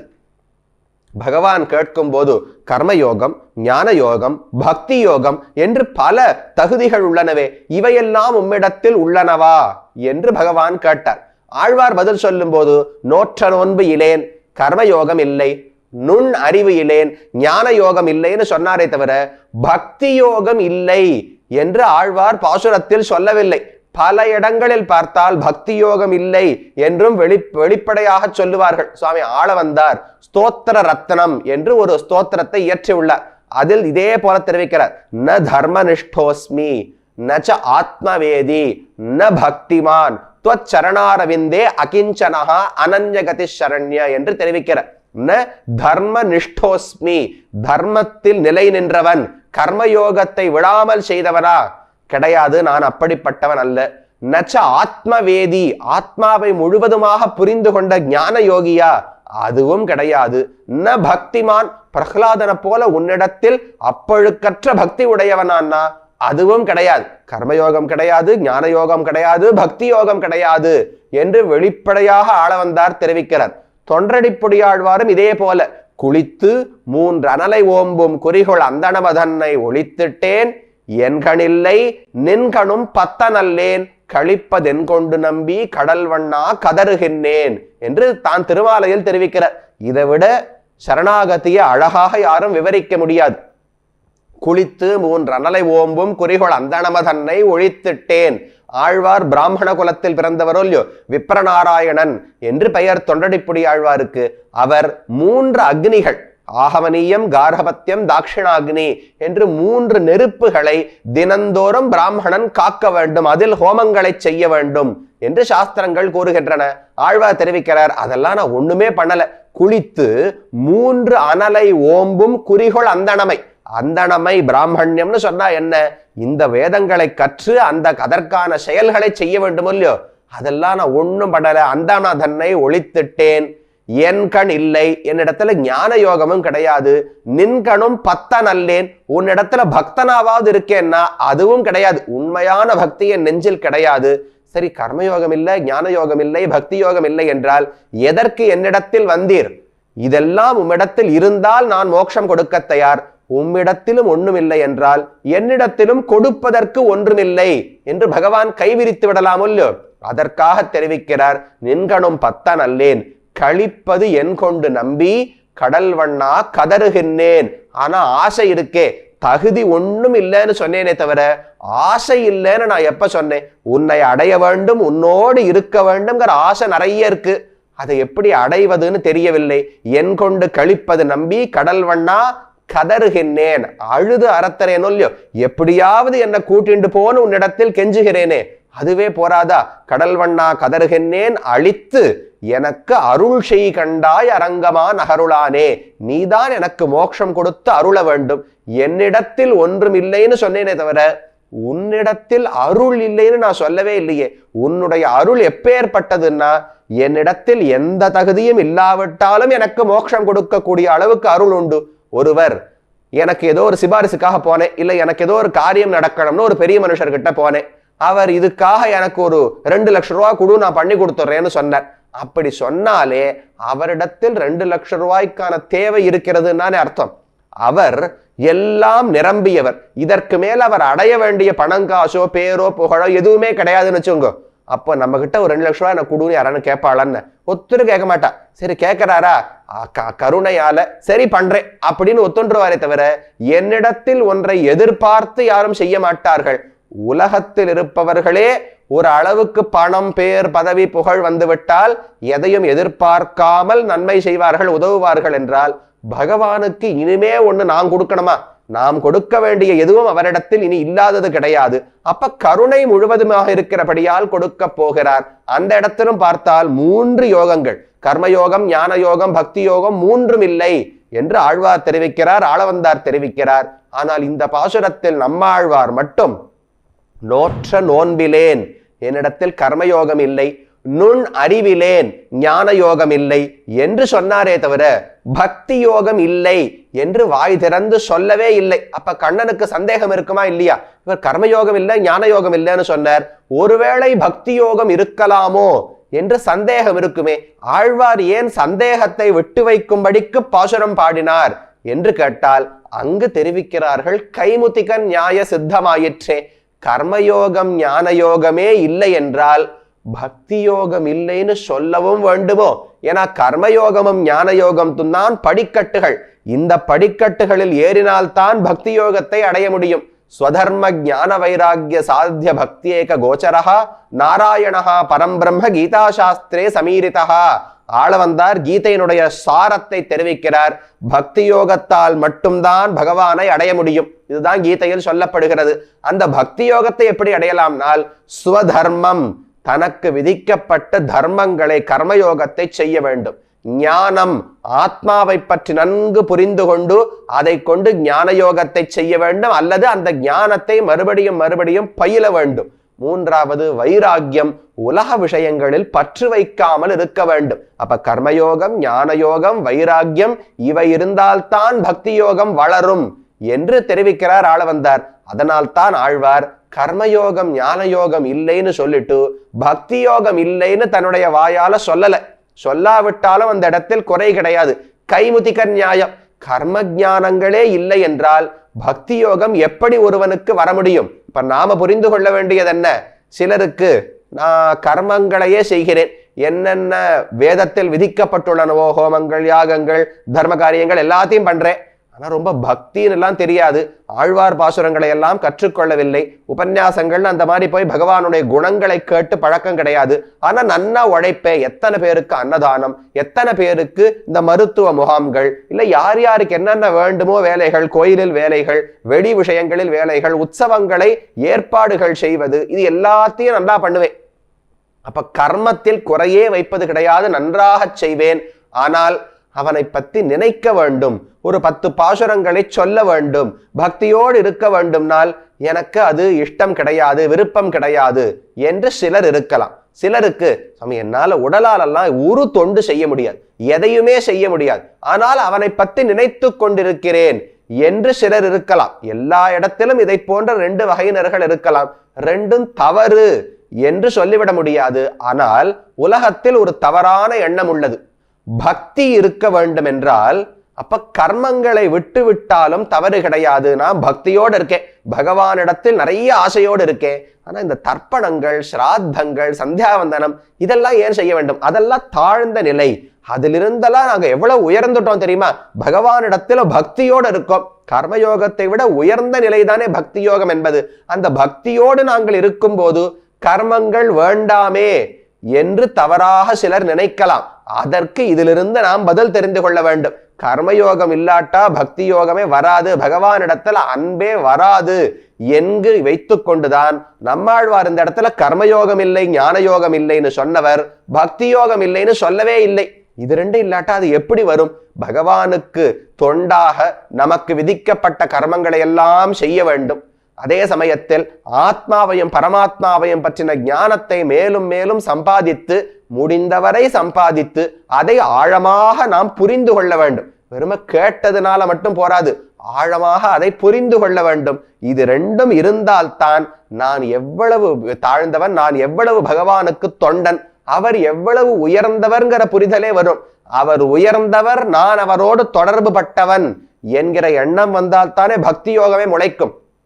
யாருகிட்டையும் அன்பு வரத்துக்கு என்ன வேணும்? சுவாமி அவர் ரொம்ப நல்லவர், அவர் யாருன்னா எனக்கு தந்தை, எனக்கு தம்பி, எனக்கு அண்ணன், எனக்கு மாமா என்று இல்ல, எனக்கு முதலாளி, என்னவா வேணாலும் இருக்கலாம், நான் வேலை செய்யும் நிறுவனத்தினுடைய முதலாளி, அவர் ரொம்ப நல்லவர்னால் அவர்கிட்ட எனக்கு ஒரு அன்பு வருதா? இது 2த்துல எது இல்லாவிட்டாலும் அன்பு வராது. ஒருத்தர் ரொம்ப நல்லவரா இருக்கலாம், அவருக்கு எனக்கு எந்த தொடர்பும் கிடையாதுன்னா அவர்கிட்ட அன்பெல்லாம் வராது, மரியாதை வரலாம், ஆனால் அன்பு வர வேண்டும்னு தேவை கிடையாது இல்லையா? ரொம்ப நெருங்கிய உறவு, எனக்கு சொந்த மாமா, ஆனா ரொம்ப கெட்டவர்னு வச்சுங்கோ, அப்ப ஆனா அவர்கிட்ட அன்பே வராதே. அப்ப நல்லவராக, குணசாலியாக, உயர்ந்தவராக இருக்க வேண்டும். அவருக்கும் எனக்கும் ஒரு தன்னல்ல தொடர்பு, இயற்கையான நெருக்கமான தொடர்பு இருக்க வேண்டும். இது 2ம் புரிந்தால்தானே பக்தி வரும். இந்த 2ம் புரிவதற்கு கர்மயோகமும் ஞான யோகமும் இன்றியமையாதவை. இவை இருந்தால்தான் பக்தி யோகத்தை அடைய முடியும். ஆகையால் பக்தி நிலைக்கு வந்துவிட்டால் கர்மங்கள் தேவையில்லை சொல்ல முடியாது. கர்மங்களை மட்டும் செய்கிறேன், அன்பு இல்லாவிட்டால் என்ன, அவனை பற்றி சிந்தித்து தியானம் செய்யாவிட்டால் என்ன சொல்ல முடியாது. தனித்தனியாக 2ஐயும் கொண்டு காரியம் செய்ய முடியாது. கர்மயோகம் செய்து ஞானத்தை சம்பாதித்து பகவானிடத்தில் பக்தியை வளர்த்து கொண்டால் அந்த நிலையில் இருப்பவனுக்குத்தான் பகவான் முக்தி கிடைக்கிறான். உன்னை விட்டு ஒன்னும் ஆத்தகிற்கின்றேன், உன்னை விட்டு பிரிய முடியாதுங்கிற எண்ணம் வந்து விட்டதோ இல்லையோ, அது வர வேண்டும் என்றால் இவையெல்லாம் தேவைப்படுகின்றன. அதனால் கைமுத்திக நியாயம் இவையே இல்லை. கர்மயோக ஞான யோகங்களே இல்லாவிட்டால் பக்தி யோகம் இல்லைன்னு வாய் திறந்து சொல்லவும் வேண்டுமா? அது தானாகவே கிடைத்து விடுமே, அதனால் சொல்லவில்லை என்று தெரிவிக்கிறார்கள். இதற்கு ஒரு விபரீதமான எடுத்துக்காட்டும் உண்டு. இப்போது கைமுத்திக நியாயத்தின் படி ஆழ்வார் பாடி உள்ளார், அந்த நியாயத்தை பயன்படுத்தி ஆழ்வார் பாசுரம் பாடி உள்ளார் என்று பார்த்தோமா? இதற்கு முரணாக பாடியவர்களும் உண்டு. வால்மீகி ராமாயணத்தில் ராவணனுடைய அரசவையில் நின்று கொண்டு ஹனுமான் ராவணனுக்கு உபதேசிக்கிறார். ராமனை ஜெயித்து உன்னால் ஒரு நாளும் நிற்க முடியாது, அவர் உன்னை எளிதாக தோற்கடித்து விடுவார், அவர் எப்பேற்பட்டவர், ராமன் ஒருவனை கொல்ல வேண்டும் நினைத்தால் யார் வந்தாலும் அவரை காக்க முடியாது. பிரம்மா ஸ்வயம்பூ சதுரானனோவா, ருத்ர திரிநேத்திர திரிபுராந்தகோவா, இந்திரோ மகேந்திர சுரநாயகோவா, திராத்தும் ந சக்தாயுதி ராமவத்தியம் என்று ஹனுமான் தெரிவிக்கிறார். தான் 4 தலைகளை உடைய பிரம்மாவாகவே இருக்கட்டும், அவராலும் உன்னை காக்க முடியாது. அல்லது நான் முக்கணனான சிவபெருமானாக இருக்கட்டும், அவராலும் காக்க முடியாது. அல்லது இந்திர பகவானாக இருக்கட்டும், அவராலும் காக்க முடியாது, ராமன் ஒருவனை கொல்ல வேண்டும் என்று முடிவெடுத்து விட்டால் என்று இந்த இடத்தில் ஹனுமான் தெரிவிக்கிறார். உண்மையில் எந்த வரிசையில் சொல்லியிருக்க வேண்டும்? ராமன் ஒருவனை கொல்லணும்னு முடிவெடுத்து விட்டால் இந்திரனால் கூட காக்க முடியாது என்று முதல்ல சொல்லணும். இந்திரன் காக்க முடியாது, இந்திரனுக்கு மேல சிவபெருமான் இருக்கார் என்னால் சிவபெருமானாலும் கூட காக்க முடியாதுன்னு சொல்லணும். சரி, அவருக்கு மேல பிரம்மா நான்முக கடவுள் உலகத்தையே படைத்த பிரஜாபதி இருக்காரே, அவர் காப்பாரோன்னு கேட்டால் பிரம்மாவாலும் காக்க முடியாது என்று குறைந்த சக்தி உடையவரை முதலில் சொல்லி அடுத்த அதிகமான சக்தி, அதற்கடுத்து கடைசி உயர்ந்த சக்தி உடையவர் தானே சொல்லியிருக்கணும். ஆனால் ஹனுமான் சொல்லும் போது பிரம்மாவாலேயே காக்க முடியாது முதல்ல சொல்லிட்டார். பிரம்மாவே காக்க முடியாதுன்னா சிவபெருமானோ இந்திரனோ காக்க முடியுமாங்கிற கேள்வியே வராது. கைமுத்திக நியாயத்தாலே சுவாமி பலசாலியாலேயே இந்த கல்லை தூக்க முடியாதுன்னா நான் நோஞ்சான், கையில ஒரு சக்தியும் கிடையாது, நான் எப்படி இவ்வளவு பெரிய பாறாங்கல்லை தூக்குவேன் அப்படின்னு சொல்லிடுவோம் இல்லையோ. இப்ப பிரம்மாவே காக்க முடியாதுன்னு சொல்லிவிட்டு அடுத்து சிவபெருமான் காக்க முடியாது, இந்திரன் காக்க முடியாதுன்னு சொல்ல தேவையில்லையே, இது கைமுத்திக நியாயத்துக்கு முரணாக உள்ளதே என்று ஒரு சந்தேகம் எழுப்பிக் கொண்டு அதற்கு பெரியவர்கள் கூறுகிறார்கள், ராமாயணம் என்பது இந்த வேதத்தினுடைய ஒரு அவதாரம். அப்ப வேதத்தில் சில இடங்களில் சில வாக்கியங்கள் இருக்கும், அந்த வாக்கியத்தை போலவே ராமாயணத்துல சில வாக்கியங்கள் வரும். வேதாகமேதம் புருஷம் மகாந்தம், ஒரு எடுத்துக்காட்டுக்காக சொல்றேன், புருஷ சூக்தம்னு படிக்கிறோம் இல்லையோ, வேத அகமேதம் புருஷம் மகாந்தம், இந்த உயர்ந்த புருஷோத்தமனான பகவானை நான் அறிந்து கொண்டேன் என்று வேத புருஷன் அந்த இடத்தில் தெரிவிப்பதாக அங்கு வாக்கியம் வருகிறது. ராமாயணத்தில் பார்த்தால் அகம் வேத்மி மகாத்மானம் ராமம் சத்யபராக்கிரமம், மகாத்மாவான ராமனை நான் அறிவேன் என்று விஸ்வாமித்திர தசரதரிடத்தில் சொல்லுகிறார். அப்ப வேதத்தில் வேதாகமேதம் புருஷம் மகாந்தம், ராமாயணத்தில் அகம் வேத்மி மகாத்மானம், ரெண்டு ஒரே மாதிரி இருக்கா, ஒரே பொருள், ஒரே சொற்கள், ஒரே வரிசையில் வந்துள்ளன என்று பல ஒற்றுமைகள் உண்டு. என வேதத்தினுடைய ஒரு அவதாரம் தான் ராமாயணம் என்று சொல்லப்படுகிறது. அதே போல வேதத்தில் ஒரு வாக்கியம் சப்ரம்ஹா சசிவஹா சேந்திரஹா சோக்ஷரஃப் பரமஸ்வராட் என்று தெரிவிக்கப்படுகிறது. அந்த பரமாத்மா நாராயணன் தான் பிரம்மாவாகவும் ஆகிறார், அவர்தான் சிவபெருமானுக்குள்ளும் அந்தர்யாமியாக இருக்கிறார், அவர்தான் இந்திரனுக்கு உள்ளேயும் இருந்து கொண்டு இயக்குகிறார். அப்ப அவரே பிரமன், அவரே சிவன், அவரே இந்திரன் என்று வேதத்தில் ஒரு வாக்கியம் வருகிறதா? அதே போன்ற ஒரு நிழலில் தான் இந்த வாக்கியம் ஹனுமான் வாயில் வந்தது. பிரம்மாவாக இருந்தாலும் காக்க முடியாது, ருத்ரனாக இருந்தாலும் காக்க முடியாது, இந்திரனாக இருந்தாலும் காக்க முடியாதுன்னு ஏன் சொன்னார்? கைமுத்திக நியாயத்தாலே பிரம்மா காக்க முடியாதுன்னு சொன்னால் மற்றவர்கள் காக்க முடியாதுன்னு தானாகவே கிடைக்கும். என்னால் இந்த இடத்தில் அந்த வேத வாக்கியத்தையே இந்த இடத்தில் அனுகாரம் செய்து அதே போல ஹனுமான் தெரிவிக்கிறபடியால் அங்கு பிரம்மா சிவன் இந்திரன் வரிசை இருக்கு, அதனால் இங்கும் பிரம்மா சிவன் இந்திரன் வைத்தார். அப்ப சில இடங்களில் கைமுத்திக நியாயம் உதவும் நமக்கு, அதை கொண்டு அர்த்தம் புரிந்து கொள்ளலாம்.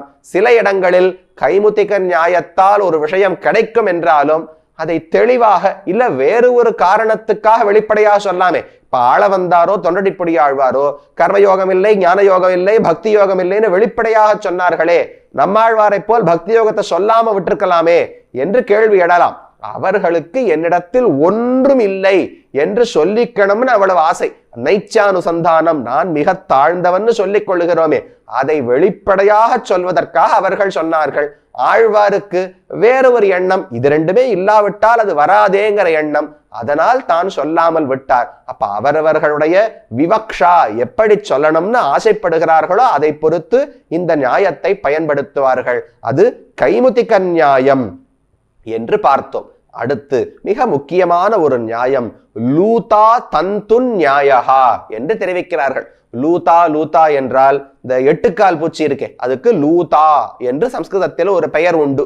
அந்த லூதா தந்துஹு, வாயிலிருந்து ஒரு நூலை வெளிவிடும் இல்லையோ. இந்த எட்டுக்கால் பூச்சி சிலந்தி என்பது அங்கங்க வலைகளை எல்லாம் கட்டி வைக்கும், அதுல ஏதாவது ஒரு பூச்சியோ ஏதோ ஒண்ணு மாட்டிக்கும், மாட்டிண்டா அதை தான் உண்டு விடும். போரும் இந்த வலைக்கு இந்த இடத்தில் வேலை முடிந்து விட்டதென்றால் அந்த வலையை மறுபடியும் அப்படியே தானே விழுங்கிவிடும். அப்போ ஒரு சிலந்தி என்பது தன்னுடைய உடலிலிருந்து ஏதோ ஒண்ணு தன்னுடைய வயத்தில் இருக்கக்கூடிய ஏதோ ஒரு பொருளைத்தானே அந்த நூலாக மாற்றி வெளிக்கொண்டு வருகிறது. இப்ப மாடு தான் சாப்பிட்ட ஒரு புல்லையோ ஏதோ ஒரு தவிடையோ தான் பாலாக மாற்றி கொடுக்கிறது. அப்ப தன்னுடைய உடலிலிருந்து வந்ததுதானே பால், உடலினுடைய ஒரு பகுதி தானே பாலாக ஆக்கப்படுகிறது. அதே போல இந்த சிலந்தி எதையோ சாப்பிடுமா? சாப்பிட்ட பொருட்கள் எல்லாம் உடலில் சென்று சேர்கின்றன. அந்த உடலில் ஒரு பகுதியைத்தான் இந்த நூலாக மாற்றுகிறது. மாற்றி அதை வெளியே கக்கி இதை போல பெரிய வலைகளை எல்லாம் கட்டுகிறது. கட்டிவிட்டு போரும் என்று தோன்றிவிட்டால், இந்த இடத்தில் வலைக்கான தேவை முடிந்து விட்டதுன்னு தோன்றினால் மறுபடியும் அந்த வலை அனைத்தையும் தானே விழுங்கி விடுகிறது. இது லூதா தந்து நியாயம். எப்படி ஒரு சிலந்தி தனக்கு வேண்டும் என்ற போது தன்னுடைய உடலிலிருந்தே ஒரு பகுதியை வலையாக பின்னி போரும் என்று தோன்றினால் அந்த வலையை மறுபடியும் தனக்குள் இழுத்து கொள்ளுகிறதோ, அதே போல இந்த நியாயத்தின்படி என்ன சாஸ்திரார்த்தம்? இதே போல சாஸ்திரத்தில் எங்கேயாவது நடப்பது உண்டா? யாரோ ஒருத்தர் தன்னுடைய உடலிலிருந்து ஒரு வேலையை செய்கிறார், போரும்னு தோணினா மறுபடியும் அதை மூடிக்கொள்ளுகிறார் என்று பார்க்க முடியுமானா அதற்கு வேதமே இந்த எடுத்துக்காட்டை எடுக்கிறது. லூதா தந்து நியாயம் உலகத்தில் நாம் பார்க்கிறோம் இல்லையோ, இந்த எடுத்துக்காட்டை இந்த நியாயத்தை வேதமே எடுத்து தான் கையாளுகிறது. யதா ஊர்ணநாபிகி சிருஜதே கிருணதேச்ச என்று உபனிஷத் வாக்கியம். யதா எவ்வாறு, ஊர்ணநாபிகி, ஊர்ணநாபினா சிலந்தின்னு அர்த்தம். ஊர்ணநாபிகி சிருஜதே தன் உடலிலிருந்தே வலையை தான் படைக்கிறது. கிருணதேச்ச போரும்னு தோணினால் அந்த வலையை மறுபடியும் தன் உடலுக்குள்ளே ஒடுக்கி கொண்டு விடுகிறது. ததா அக்ஷராத் சம்பவதீக விஸ்வம். அதே போல்தான் எப்படி சிலையிலிருந்து ஒரு வலை வந்து மறுபடியும் சிலந்தியின் உடலுக்குள்ளேயே சென்று தான் அழிந்து விடுகிறதோ, அதே போலத்தான் பகவான் பரமாத்மா பரபிரம்மத்தினிடத்திலிருந்து இந்த உலகமெல்லாம் உண்டாகிறது. ததா அக்ஷராத் சம்பவதீக விஸ்வம். எப்படி ஒரு சிலந்தியினிடத்திலிருந்து ஒரு நூல் வலை உண்டாகிறதோ அதே போல பகவானிடத்திலிருந்து இந்த உலகம் உண்டாகிறது என்று இந்த நியாயத்தை, லூதா தந்து நியாயத்தை எடுத்து கையாண்டு உலகம் இப்படித்தான் படைக்கப்படுகிறது என்று உபனிஷத் கூறுகிறது. அது நமக்கு புரியாது. சுவாமி இது எப்படி நடக்க முடியும்? பொதுவாக உலக வழக்கத்தில் ஒரு பொருள் உண்டாகிறது என்றால் அதற்கு 3 விதமான காரணங்கள் வேண்டும்னு தெரிவிப்பார்கள். ஒரு குடம் பண்ணணும்னு வச்சுக்கோங்களேன், குடத்தை உருவாக்குவதற்கு முதல் தேவை மண். அதுதானே உபாதான திரவியம்னு தெரிவிப்பார்கள். மண்ணை கொண்டுதானே குடத்தை நாம் செய்ய வேண்டும். அப்ப மண் என்பது அந்த குடமாக மாறப்போருகிற பொருள். அந்த பொருள் உபாதான காரணம், ஒரு விதமான காரணம். இரண்டாவது, அந்த மண்ணை குடமாக மாற்றக்கூடிய ஒரு ஜீவன், ஒரு சேதனன், அறிவுடையவனான ஒரு குயவன் வேண்டுமே. குயவன் இரண்டாவது நிமித்த காரணம் என்று தெரிவிக்கப்படுகிறார். மூன்றாவது சககாரி காரணம். குயவன் தன்னுடைய கையால் மட்டும் தான் மட்டும் இருந்து மண்ணை குடமாக மாற்ற முடியாது. அதுக்கு ஒரு சக்கரம் வச்சுப்பார். அந்த சக்கரத்துல ஒரு தடியை வச்சு இப்படி வேகமா சுத்தி விடுவார். அந்த சக்கரம் சுத்தின்னு இருக்கச்சே நடுவுல மண்ணை வச்சு இப்படி கையால் அதை குடத்தை போலே தான் பிடிக்க போகிறார். என்னென்ன வடிவம் வேண்டுமோ அதற்கு கொடுக்க போகிறார். அப்ப அந்த தண்டம், ஒரு தடி தேவைப்படுறது, ஒரு சக்கரம் தேவைப்படுகிறது. இதை போன்ற சில உபகரணங்கள், கருவிகள் தேவைப்படுகின்றனவே, அதற்கு சககாரி காரணம் என்று பெயர். அப்போ ஒரு குடம் உண்டாவதற்கு உபாதான காரணம் மண்ணு என்று ஒரு தனி காரணம் இருக்கு. இரண்டாவது குயவன் என்று ஒரு அறிவுடையவனான ஒரு ஜீவாத்மா, அவர் இருந்துதான் மண்ணை குடமாக மாற்ற வேண்டும், தானாக மாறாது. அப்ப அறிவுடையவனான ஒருவன் ஜீவாத்மா நிமித்த காரணமாக இருக்கிறார். மூன்றாவது, அந்த அறிவுடையவன் எந்த கருவிகளையும் பயன்படுத்தாமல் ஏற்படுத்த முடியாது, கருவிகள் தேவைப்படுகின்றன, அவற்றுக்கு சககாரி காரணம்னு பெயர். அப்ப இந்த ஒரு குடத்தை படைக்க வேண்டுமானால் 3 காரணங்கள் தேவை. ஒரு துணி பண்றோம்னு வச்சுக்கோங்களேன், துணி எதிலிருந்து செய்கிறோம்?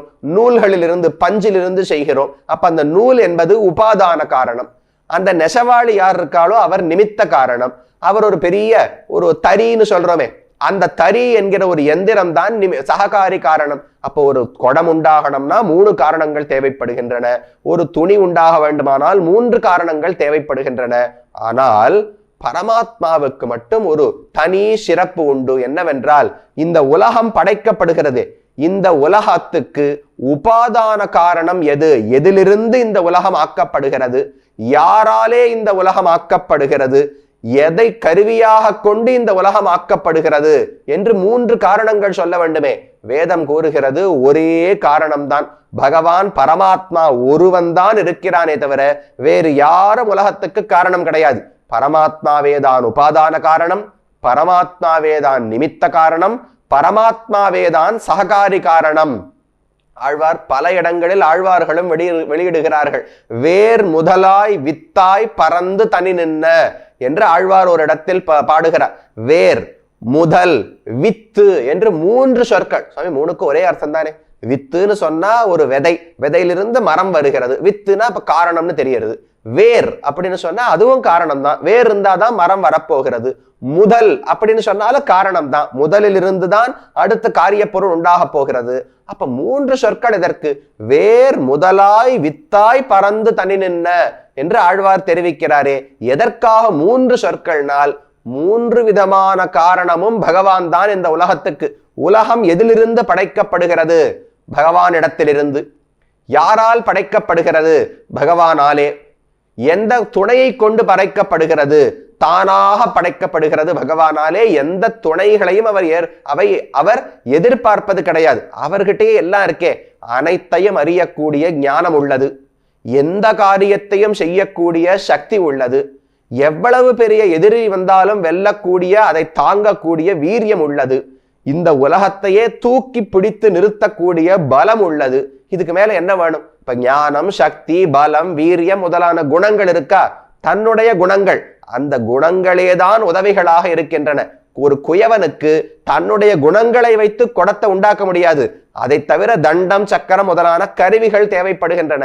ஆனால் பகவானுக்கு தன்னை தவிர்ந்த ஒருவரை எதிர்பார்ப்பதே கிடையாது. தானே உலகுக்கு உபாதான காரணம், தானே உலகுக்கு நிமித்த காரணம், தானே உலகுக்கு சககாரி காரணம். அதைத்தான் வேர் முதலாய் வித்தாய் என்று ஆழ்வார் தெரிவிக்கிறார். வேதமும் கூறுகிறது சதேவ சோம்ய இதம் அக்ர ஆசீத் ஏகமேவ அத்விதீயம். பிள்ளாய், ஒரு தகப்பனார் பிள்ளையை பார்த்து உபதேசிக்கிறார். பிள்ளாய், இந்த இவ்வளவு பெரிய உலகத்தை காணுகிறாயே, இது அனைத்தும் சிருஷ்டிக்கு முன்னால் பரமாத்மாவாகவே சத்தாகவே தான் இருந்தது. அதை தவிர 2வது ஒரு பொருளே கிடையாது. அந்த பொருளிலிருந்து தான் இவையெல்லாம் உண்டாகின. அது சரி, அப்ப மண்ணிலிருந்து குடம் உண்டாவது போல் பரமாத்மாவினிடத்திலிருந்து இந்த உலகம் உண்டாயித்தென்றால், அப்ப குயவன் இன்னொருத்தர் இருந்தாரே, அதை போல பரமாத்மாவை தவிர ஒருத்தர் நிமித்த காரணம் இருப்பாரோன்னால் அத்விதீயம், இன்னொரு நிமித்த காரணமே கிடையாது. ஒரே பகவான் தானே தன்னுடைய உடலிலிருந்தே வேறு யாரையும் எதிர்பார்க்காமல் உலகத்தை படைக்கிறார் என்று வேதம் கூறுகிறது. இது நமக்கு புரியவே புரியாது. அது எப்படி சாமி? உலகத்துல உபாதான காரணம் மண்ணு வேற, நிமித்த காரணம் குயவன் வேற, சககாரி காரணம் சக்கரம் முதலானவை வேறு. வெவ்வேறு 3 காரணங்கள்ல இருந்தானே ஒரு பொருள் உண்டாக முடியும். இந்த இடத்தில் எப்படி 3ஆகவும் பரமாத்மா இருக்க முடியும்னால் அதற்கு தான் இந்த லூதா தந்து நியாயம். இந்த இடத்துல பாருங்க, வலை என்று ஒரு காரியம் உண்டாகிறது. அந்த வலைக்கான மூலப்பொருள் உபாதான காரணம் என்னன்னு பார்த்தால் சிலந்தி தானே. சிலந்தி தன்னுடைய உடலில் ஒரு பகுதியைத்தானே வலையாக மாற்றி வெளியே கக்குகிறது. அப்ப தன்னுடைய உடலையே தான் இந்த சிலந்தி வலையாக ஆக்குகிறபடியால் சிலந்தி தான் அந்த வலைக்கு உபாதான காரணம். சரி சாமி, சிலந்தியினுடைய வலைய வயிற்றிலேருந்து எடுத்து வேற ஒரு சிலந்தி அந்த இடத்துல வலைய கட்டுமோன்னா, எந்த சிலந்தி தன் வயிற்றிலிருந்து அதை கக்குகிறதோ அதே சிலந்தி தான் வலையை கட்டுகிறது. அப்ப நிமித்த காரணம் வேறு, உபாதான காரணம் வேறுன்னு கிடையாது. யாருடைய உடம்பிலிருந்து இந்த சிலந்தியின் உடம்பிலிருந்து இந்த வலை உண்டாகிறதோ அதே சிலந்தி தானே அறிவுடையவனாக இருந்து அதை அமைக்கிறது, அதை கட்டுகிறது. அதே போல வேற யாரையாவது எதிர்பார்க்கிறதானால் தன்னுடைய என்னென்ன சக்திகள் இருக்கோ அதை கொண்டே கட்டி விடுகிறது. அப்போ ஒரு சின்ன சிலந்தி அதாலேயே உபாதான காரணமாகவும் நிமித்த காரணமும் சககாரி காரணமாகவும் இருந்து ஒரு வலையை உண்டாக்க முடியும் போது, சர்வசக்தியான அனைவருடைய உயர்ந்தவரான பரமாத்மா இந்த உலகத்தை தானே தன் உடலிலிருந்தே வேறு யாரையும் எதிர்பார்க்காமல் படைக்கிறார் என்று சொல்வதில் என்ன ஆச்சரியம் உள்ளது? பகவான் பரமாத்மா, அந்த பரமாத்மாவுக்கு உடல் என்பது என்ன? அனைத்து ஜீவாத்மாக்களும் அவருக்கு உடல். நமக்கு உள்ளதானே இருக்கார். இப்ப இந்த மாம்ச பிண்டம் இருக்கு. இந்த மாம்ச பிண்டத்தை எனக்கு உடல்னு ஏன் தெரிவிக்கிறேன்? இதற்கு உள்ளே நான் என்கிற ஜீவாத்மா இருந்து கொண்டு இதை இயக்குகிறேனோ இல்லையோ, அதனால் இது உடல், நான் ஆத்மா என்று தெரிவிக்கிறேன். பரமாத்மாவை பாருங்க, இந்த உடலுக்குள்ள இந்த ஆத்மாவா, இந்த ஆத்மாவுக்குள்ள பரமாத்மா இருக்கார். அப்ப இந்த உடலும் நான் என்கிற ஜீவாத்மாவும் பரமாத்மாவுக்கு உடலாக ஆகிவிட்டமோ இல்லையோ. அப்ப பகவான் உலகத்தை உண்டாக்குகிறார்னால் இந்த உலகத்தை ஒரு வடிவத்திலிருந்து இன்னொரு வடிவத்துக்கு மாற்றுகிறார். சிலந்தி எப்படி தன்னுடைய வயத்தில் இருக்கும் ஒரு பொருளை வலையாக மாற்றி வெளியே பின்னுகிறதோ, அதே போல பகவான் தனக்கு உடலான அச்சேதன பொருள்களையும் சேத்தனர்களான ஜீவாத்மாக்களையும் உருவம் மாற்றி சிருஷ்டியை செய்கிறார். போரும் சிருஷ்டி போரும் நிறைய நாள் பண்ணியாச்சு, போரும்னு தோன்றிவிட்டதென்றால் மறுபடியும் அது அனைத்தையும் தனக்குள்ளேயே ஒடுக்கி கொண்டு விடுகிறார். திருமழிசை ஆழ்வார் தெரிவிக்கிறார், தன்னுளே திரைத்தெழும் தரங்கவன் தடங்கடல் தன்னுளே திரைத்தெழுங்கடங்குகின்ற தன்மை போல் நின்னுளே பிறந்திறந்து நிற்பவும் திரிபவும் நின்னுளே அடங்குகின்ற நீர்மை நின்கண் என்னதே. அழகான பாசுரம். ஒரு கடலில் இருந்து அலை தோன்றுகிறது. சாமி, அலை வேறு கடல் வேறுன்னு யாரான்னு சொல்லுவாளான்னு? கடலிலிருந்து அலை இப்படி மேல வருது, அப்புறம் மறுபடியும் அந்த கடலுக்குள்ளேயே அடங்கி விடுகிறதோ இல்லையோ. அதை போலத்தான் பரமாத்மாவிடத்தில் இருந்துதான் ஜகத்து உருவாகிறது. போரும்னு பரமாத்மாவுக்கு தோன்றிவிட்டால் மறுபடியும் அதை தனக்குள்ளேயே ஒடுக்கி கொண்டு விடுகிறார். நின்னுளே பிறந்து இறந்து நிற்பவும் திரிபவும், நிற்பன நகராமல் இருக்கக்கூடிய மரம் செடி கொடிகள் மலைகள் முதலானவை, திரிபவும் இதெல்லாம் நகரக்கூடிய விலங்குகள் மனிதர்கள் தேவர்கள் என்னவோ அனைவரும், நிற்பவும் திரிபவும் நின்னுளே பிறந்து இறந்து, உன்கிட்டேந்துதான் பிறக்கின்றன, உன்னிடத்திலேயே மறுபடியும் அழிந்து விடுகின்றன, அப்படிப்பட்ட தன்மை உனக்கு உள்ளது என்று ஆழ்வாரும் தெரிவிக்கிறார், வேதங்களும் தெரிவிக்கின்றன. எந்த எடுத்துக்காட்டு? இப்படி கூட ஒருவரால் பண்ண முடியுமா? ஒரு பொருள் உண்டாவதற்கு உபாதான காரணமாகவும் நிமித்த காரணமாகவும் சககாரி காரணமாகவும் ஒருவர் இருக்க முடியுமான்னு பார்த்தால் இருக்கலாமே. லூதா தந்து நியாயம். ஒரு சின்ன சிலந்தியே வலையை அப்படி பின்னும் போது தன் உடம்பிலிருந்து ஒரு பகுதியையே வெளியே கக்கி தானே அதை தன் சக்திகளை கொண்டே ஒரு சில வலையாக ஆக்கி போரும் என்று தோன்றினால் தன்னுக்குள்ளே மறுபடியும் இழுத்துக் கொள்ளுகிறதே. யதா ஊர்ணனாபிகி சிருஜதே கிருணதேச்ச ததா அக்ஷராத் சம்பவதீக விஸ்வம். அதே போலத்தான் பகவான் இந்த உலகத்தை படைக்கிறான் என்று லூதா தந்து நியாயம் என்கிற நியாயத்தை பார்த்தோம். அதே போல இன்னொரு சுருக்கமான நியாயம் சொல்லுகிறேன். துஷ்யது துர்ஜனஹா இதி நியாயஹா என்று தெரிவிப்பார்கள். ஒருத்தர் வாதம் செய்து கொண்டிருந்தார்கள், 2 பேர் இருந்தார்கள். ஒருவர் ஒரு பட்சத்தை தான் வைக்கிறார், இன்னொருத்தர் அது தப்பு என்று சொல்லிக் கொண்டே வருகிறார். சொல்லும் போது தன்னுடைய பட்சத்தில் என்னென்ன நன்மைகள் உள்ளன, எதிராளியினுடைய பட்சத்தில் என்னென்ன தோஷங்கள் உள்ளன என்று சொல்ல வேண்டுமோ இல்லையோ. அப்படி சொல்லும் போது ஒரு விதமான வாத சாமர்த்தியம் உண்டு, வாதத்தில் ஒரு வகையான வாதம் உண்டு. அதில் என்ன செய்வார்கள் என்றால், எதிராளி சொல்லக்கூடிய ஒரு பட்சம் இருக்கே அதை ஏற்றுக்கொள்வது, ஏற்றுக்கொண்டு அதற்குள்ளேயே பல ஒவ்வாமைகள் உள்ளன, பல தோஷங்கள் உள்ளனன்னு சொல்லுவது. பொதுவாக பாருங்களேன், இப்ப உடலை காட்டிலும் ஆத்மா வேறுபட்டவர், இதுதானே வைதிகமான சித்தாந்தம். வேதம் சொல்லுவது உடல் வேறு ஆத்மா வேறு என்று. ஆனால் கண்ணன் கீதையில் 2வது அத்தியாயத்தில் இதே விஷயத்தை தான் உபதேசிக்கிறார். ந ஜாயதே மிரியதேவா கதாச்சித் நாயம் பூத்வா பவிதாவா நபூயஹா அஜோ நித்ய சாஸ்வதோயம் புராணோ ந ஹன்யதே ஹன்யமானே ஷரீரே. ஆத்மாவை யாராலையும் அழிக்க முடியாது, உடல் அழியுமே தவிர ஆத்மா அழிவது கிடையாது என்று பல காரணங்களாலே அதை சாதித்து விட்டார். அதற்கு பிறகு ஒரு 3 ஸ்லோகங்களாலே என்ன செய்கிறார்னால், எதிராளி யாரு? ஆத்மா உடலை காட்டிலும் வேறுபட்டவர்னு கண்ணன் சொல்றார். அப்ப எதிர்பக்க வாதிடுபவர் என்ன சொல்ல வேண்டும்? உடலேதான் ஆத்மா என்று சொல்பவர் தானே எதிர்வாதியாக இருக்க வேண்டும். ஒரு நிமிடத்துக்கு கண்ணன் என்ன பண்றார்? சரி, உன்னுடைய பட்சத்தையே ஏற்றுக்கொள்ளுவோம், உடலேதான் ஆத்மா என்று ஏற்றுக்கொள்ளுவோம். அப்படி ஏற்றுக்கொண்டாலும் அர்ஜுனா, நீ இப்படி சோகப்படவே கூடாது. அதச்சைனம் நித்யஜாத்தம் நித்யம் வா மன்யசே மிருதம் ததாபி த்வம் மகாபாகோ ந ஏவம் சோசித்தும் அர்ஹசி. அர்ஜுனா, இந்த உடலேதான் ஆத்மா என்று நீ சொல்வது சரின்னு ஒரு நிமிடத்துக்கு வைத்துக் கொள்வோம். கண்டிப்பா நான் ஒத்துக்கல. உடலை காட்டிலும் ஆத்மா வேறு என்பதுதான் கண்ணனுடைய சித்தாந்தம். அதை பலகாரம் தான் சொல்லிவிட்டார். ஆனால் இப்போது ஒரு நிமிஷத்துக்கு எதிராளி சொல்ற பட்சத்தையே ஏற்றுக்கொள்ளுவோம் என்று ஏற்றுக்கொண்டு அதுல சொல்லுகிறார், இந்த உடலேதானே ஆத்மா. ஆமா, உடலேதான் ஆத்மா. இந்த உடல் ஒரு நாள் உண்டானது தானே? ஆமா உண்டாயிற்று. ஒரு நாள் அழிய போகிறது தானே? ஆமா அழிய போகிறது.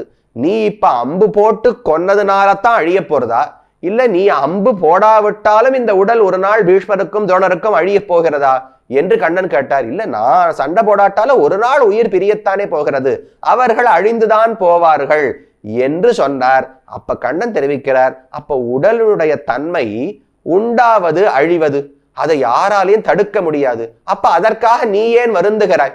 அர்ஜுனன் வருந்துவது பீஷ்மரும் துரோணரும் அழிந்து விடுவார்களே என்று வருந்தப்படுகிறான்.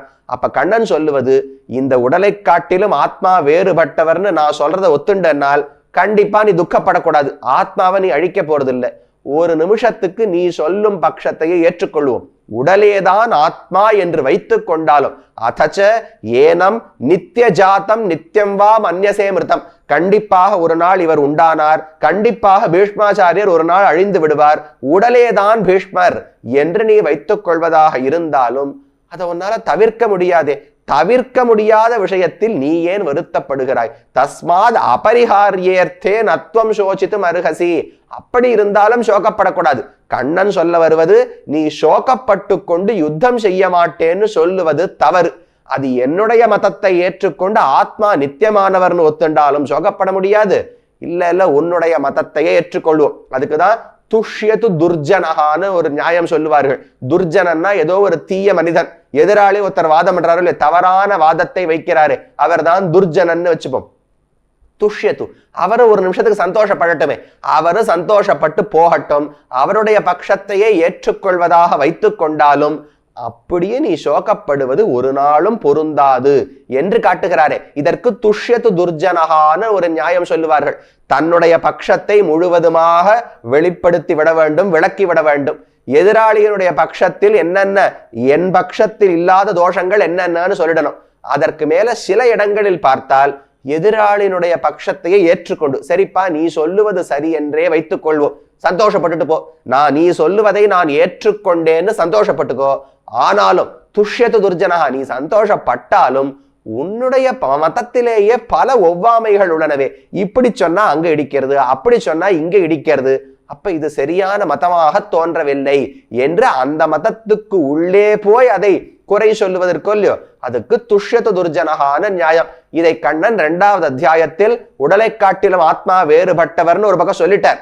அதற்கு பிறகு 3 ஸ்லோகங்களாலே, சரி அர்ஜுனா நீ சொல்லுவதை போல் உடலே ஆத்மான்னு வைத்துக் கொள்வோம், வைத்துக் கொண்டாலும் அதற்கு அழிவது என்பது இயற்கை, உன்னால் அதை மாற்ற முடியாது, அதனால் வருத்தப்படாதே என்று இந்த துஷ்யத்து துர்ஜனகா என்கிற நியாயத்தை அங்கு காண்பித்தார். அடுத்ததாக திருண ஜலௌகா நியாயகா, ரொம்ப அழகான நியாயம்.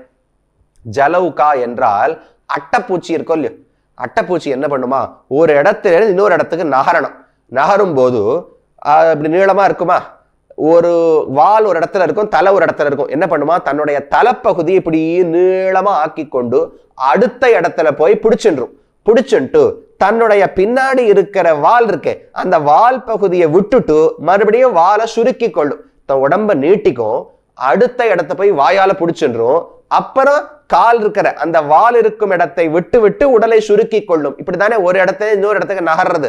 அதைத்தான் திருண ஜலௌகா நியாயகான்னு தெரிவிக்கிறார். ஒரு புல்லில் இருந்து இன்னொரு புல்லுக்கு ஒரு அட்டைப்பூச்சி நகரணம்னால் இந்த புல்லை விட்டுட்டு குதிச்செல்லாம் போகாது.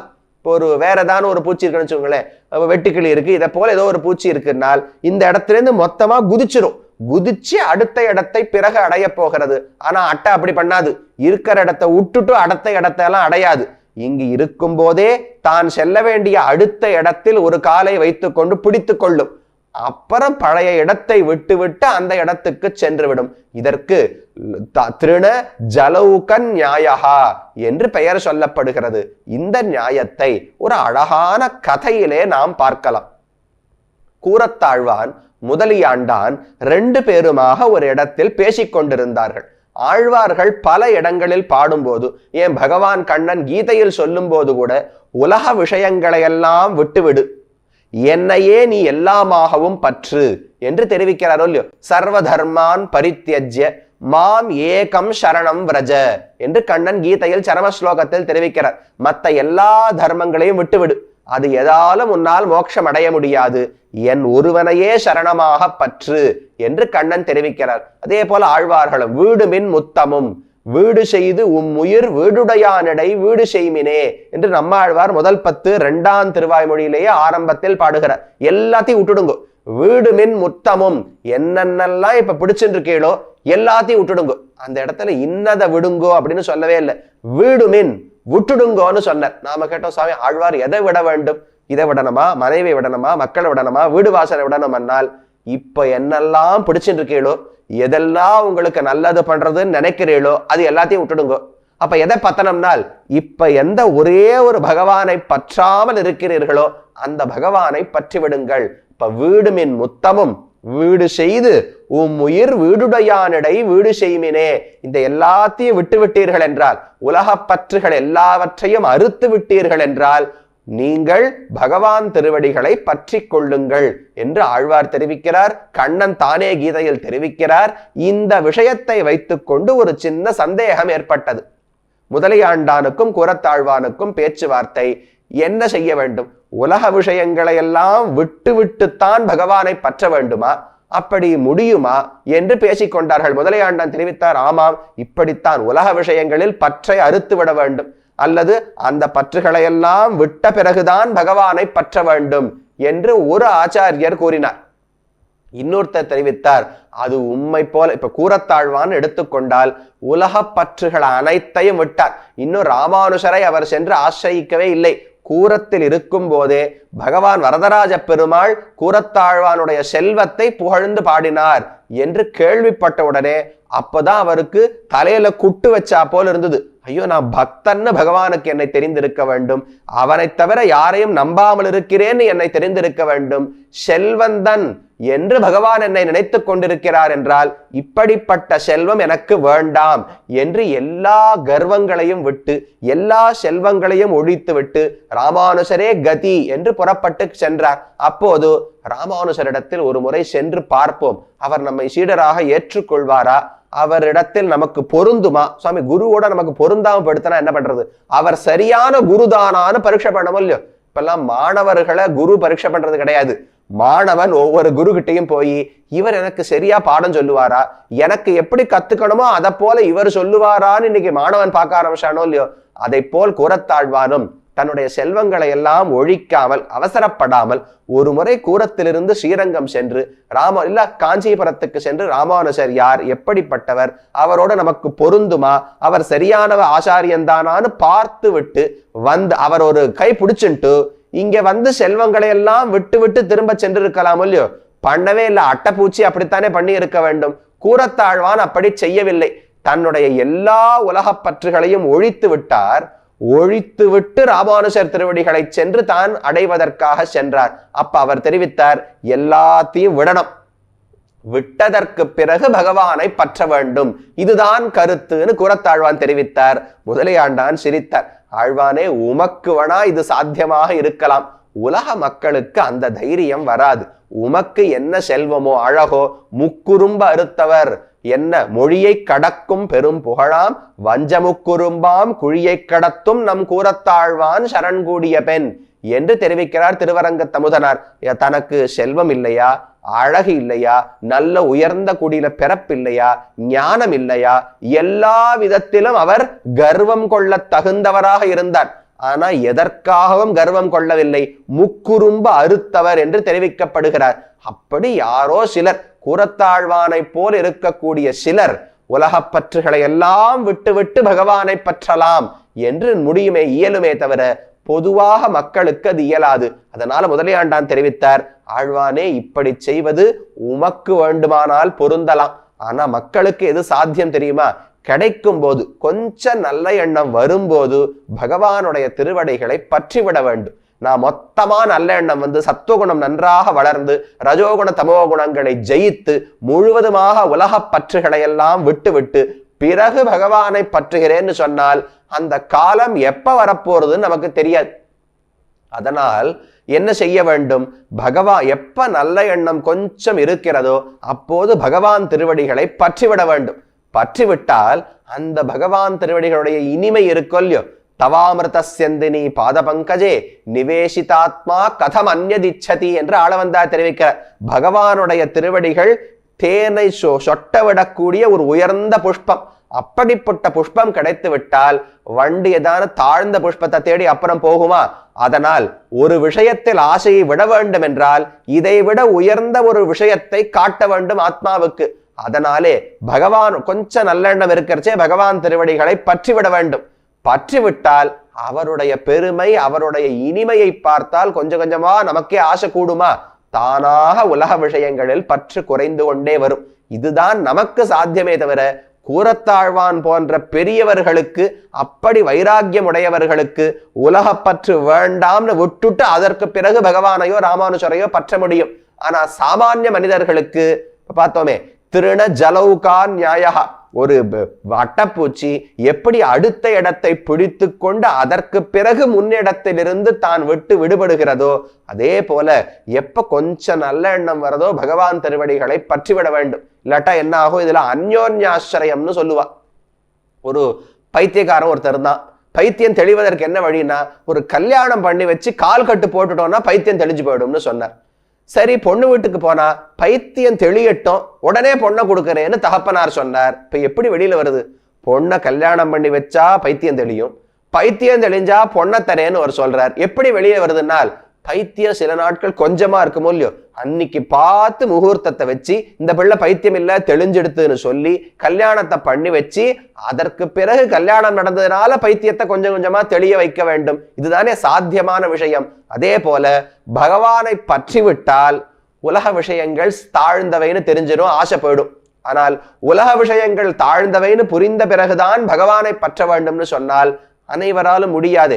யாரோ சிலருக்கு அது முடியலாம். அதனால் முடியலையாண்டான் தெரிவித்தார், நல்ல எண்ணம் இருக்கிறச்சே பகவான் திருவடிகளை பற்றிவிட வேண்டும். கொஞ்சம் நல்ல எண்ணம், சத்துவகுணம் கொஞ்சூண்டு நமக்கு அப்பப்ப வருமோ இல்லையோ, வரும்போது பகவான் திருவடிகளை கெட்டியாக பிடித்து கொண்டால் அவர் மெதுமெதுவாக நம்மை முன்னேற்றி உலக விஷயங்களில் பற்றை அறுத்து தானே நம்மை சேர்த்து கொள்ளுகிறார்.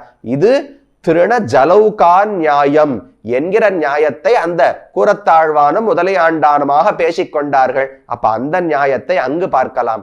அடுத்து உற்சர்க அபவாத நியாயம் என்று ஒரு அழகான நியாயம். ஒரு 2 நியாயங்கள் சம்பந்தப்பட்டவை, ஆனா நல்ல ஆழமான சாஸ்திரார்த்தம், ஆனா எளிமையாக புரிந்து கொள்ளலாம். ஒரு அழகான எடுத்துக்காட்டு பார்ப்போமே. உற்சர்க அபவாத நியாயம் என்று இந்த நியாயத்துக்கு பெயர். உற்சர்கம் என்றால் விதி, ஒரு கட்டளை. அபவாதம் என்றால் விதி விலக்குன்னு சொல்றோமோ இல்லையோ, அதற்கு அபவாதம்னு பெயர்.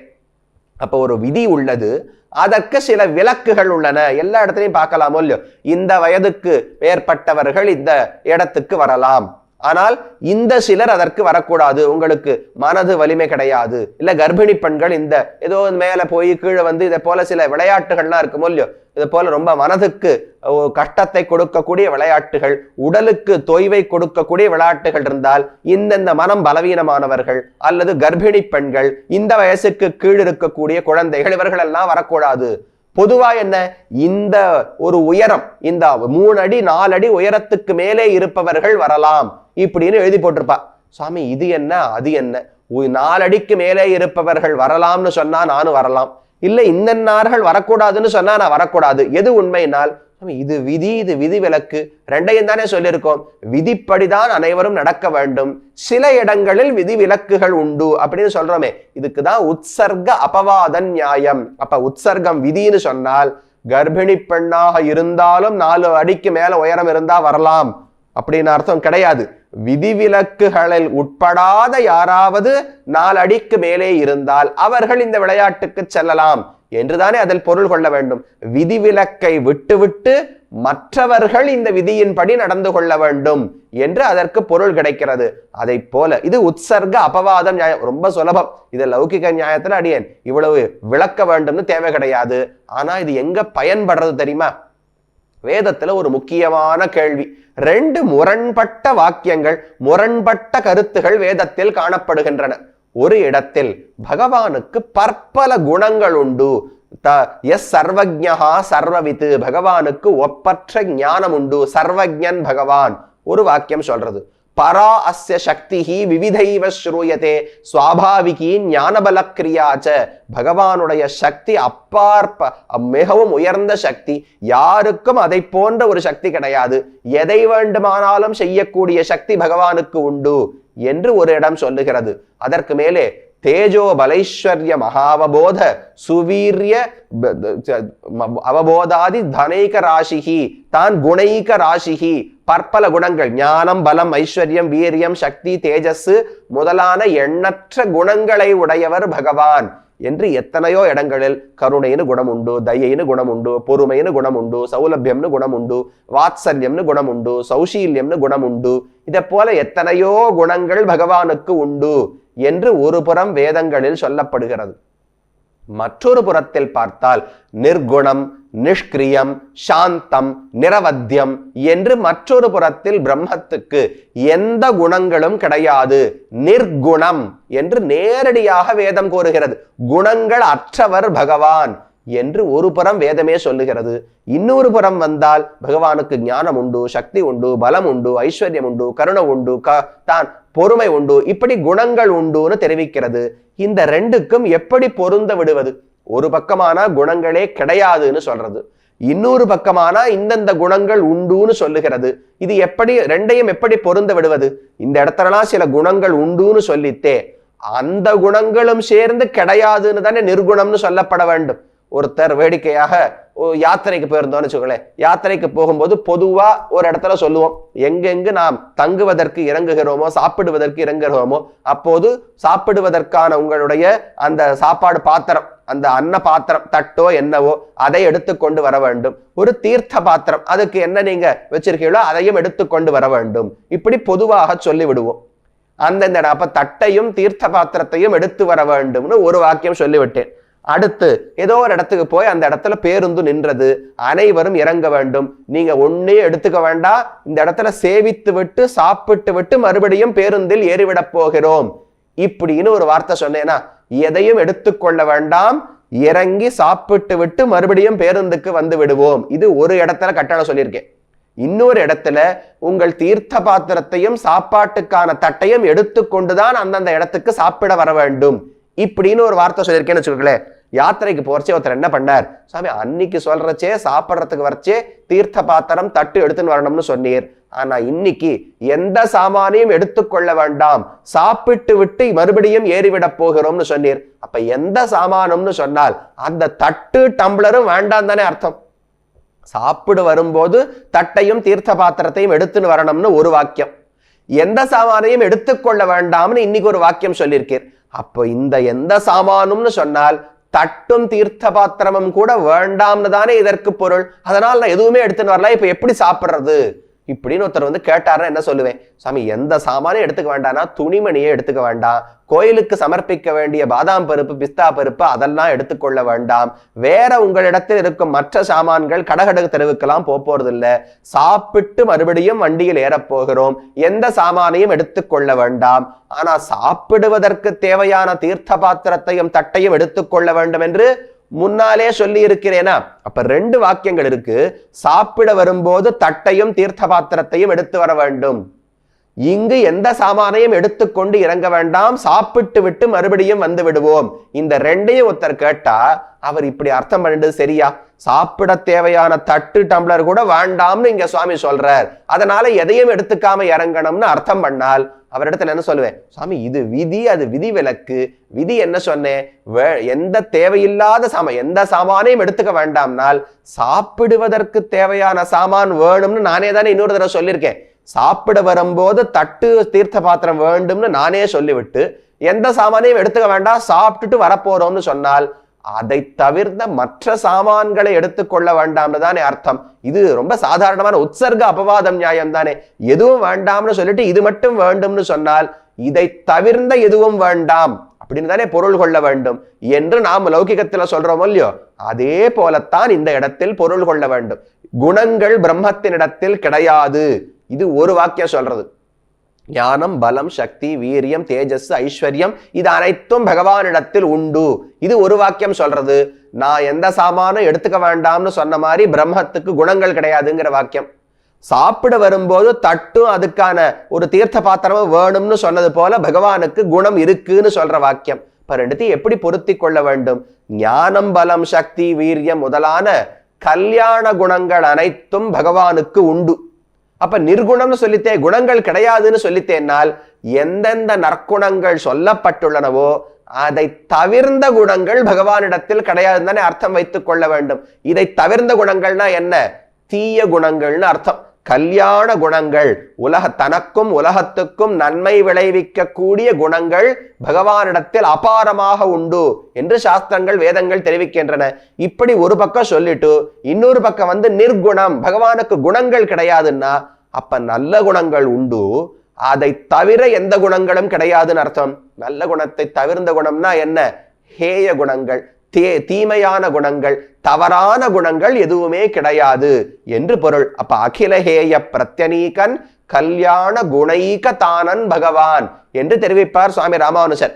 எந்த தீய குணங்களும் கிடையாது, எல்லா நல்ல குணங்களும் உண்டு. எப்படி இப்படி தெரிஞ்சுட்டீர்னால் வேதம் தான் சொல்றது. குணங்கள் கிடையாதுன்னு ஒரு பக்கம் சொல்லித்து, இந்தந்த குணங்கள் உள்ளனன்னு ஒரு பக்கம் சொல்லித்து, அப்ப இந்த நல்ல குணங்களை தவிர்ந்த வேற எந்த குணங்களும் கிடையாதுன்னு தானே அர்த்தம் வச்சுக்க முடியும். அது என்னது? நல்ல குணங்களை தவிர்ந்த குணங்கள்னா தீய குணங்கள். அப்ப தீய குணங்கள் பகவானிடத்தில் கிடையாது, நல்ல குணங்கள் உண்டு என்று அந்த இடத்தில் உற்சர்க அபவாத நியாயத்தாலே நாம் தெரிந்து கொள்ளலாம். அடுத்தது சாமானிய விசேஷ நியாயம். இது ரொம்ப அழகான ஒரு விஷயம். சாமானிய விசேஷ நியாயம்னா, இங்கிருந்து ஒரு 4 மாணவர்கள் நடந்து சென்று கொண்டிருந்தார்கள். எனக்கு சட்டுன்னு அதுல ஒருத்தரை கூப்பிடணும். என்ன பண்ணேன்? பக்கத்துல ஒரு பிள்ளை தான், அந்த மாணவனை அழைத்து வா அப்படின்னு இந்த பிள்ளை கிட்ட சொன்னேன். இவன் கிடுகிடுன்னு ஓடினா. ஓடி போனா அங்க 4 பேர் இருந்தா, யாரை அழைச்சின்னு வரணும்னு அவனுக்கு தெரியல. அதுவும் அந்த கொடை பிடிச்சிருக்கானே அவனை அழைச்சிட்டு வான்னு சொன்னேன். முதல்ல சொன்னது அந்த மாணவனை அழைத்து வா. இரண்டாவது சொன்னது குடை பிடித்திருக்கும் மாணவனை அழைத்து வா அப்படின்னு 2 வாக்கியம் சொன்னேனா. இப்போ ஒருத்தர் கேட்டார், சுவாமி அந்த மாணவனைன்னு ஒருத்தரை சொன்னீரே, அவர் குடை பிடித்த மாணவனைன்னு ஒருத்தரை சொன்னீரே, அவர் 2 பேரும் வெவ்வேறு தானே அப்படின்னு கேட்டார். இல்ல சுவாமி, அந்த மாணவன் அப்படின்னா அதே ராமன்கிறவனைத்தான் குறிச்சேன். அது ராமன்னு அந்த பிள்ளைக்கு, நான் அனுப்பின பிள்ளைக்கு தெரியல, அதனால் குடை பிடித்திருக்கும் மாணவனை அழைத்து வா அப்படின்னு சொன்னேன். அப்ப ஒண்ணு சாமானிய சொல், பொதுவாக மாணவன் சொல்லியிருந்தேன். இன்னொன்னு குடை பிடித்த மாணவன் அப்படின்னு விசேஷமாக சொன்னேன். ஒரு பொது சொல், ஒரு சிறப்பு சொல், ரெண்டுத்தையும் பிரயோகம் பண்ணேன்னால் அவர் பொது சொல்ல பிரயோகம் பண்றச்சே இந்த கொடை பிடிச்ச மாணவனையே சொல்லல. அவர் முதல்ல வேறு ஒரு மாணவனை அழைத்து வரத்தான் சொன்னார். நான் அங்க கிட்டக்க போனவனே குடை பிடித்திருக்கும் மாணவனை அழைத்துவான்னு புதுசா சொன்னார். அப்ப முதல்ல சொல்லப்பட்ட மாணவன் வேறு, 2வது சொல்லப்பட்ட மாணவன் வேறுன்னு யாரான்னு சொல்லுவாளா? பொது சொல் எந்த மாணவனை குறிப்பிடுவதற்காக பயன்படுத்தப்பட்டதோ அதே மாணவனைத்தானே இந்த சிறப்பு சொல்லும் குறிப்பிடுகிறது. பொது சொல்லுக்கு வேற அர்த்தம், சிறப்பு சொல்லுக்கு வேற ஒருவர் அர்த்தம்னு கிடையாது. முதல்ல பொதுவா சொன்னேன், அதற்கப்புறம் சந்தேகம் வரவே சிறப்பித்து கூறுகிறேன். அந்த பொது சொல்லும் அந்த மாணவனைத்தான் குறிக்கிறது. பக்கத்துல கிருஷ்ணன் வராகன்னு மாணவர்கள் இருந்திருந்தாலும் அந்த மாணவனை அழைத்துவான்னு நான் சொன்னதும் ராமனை பத்தித்தான்.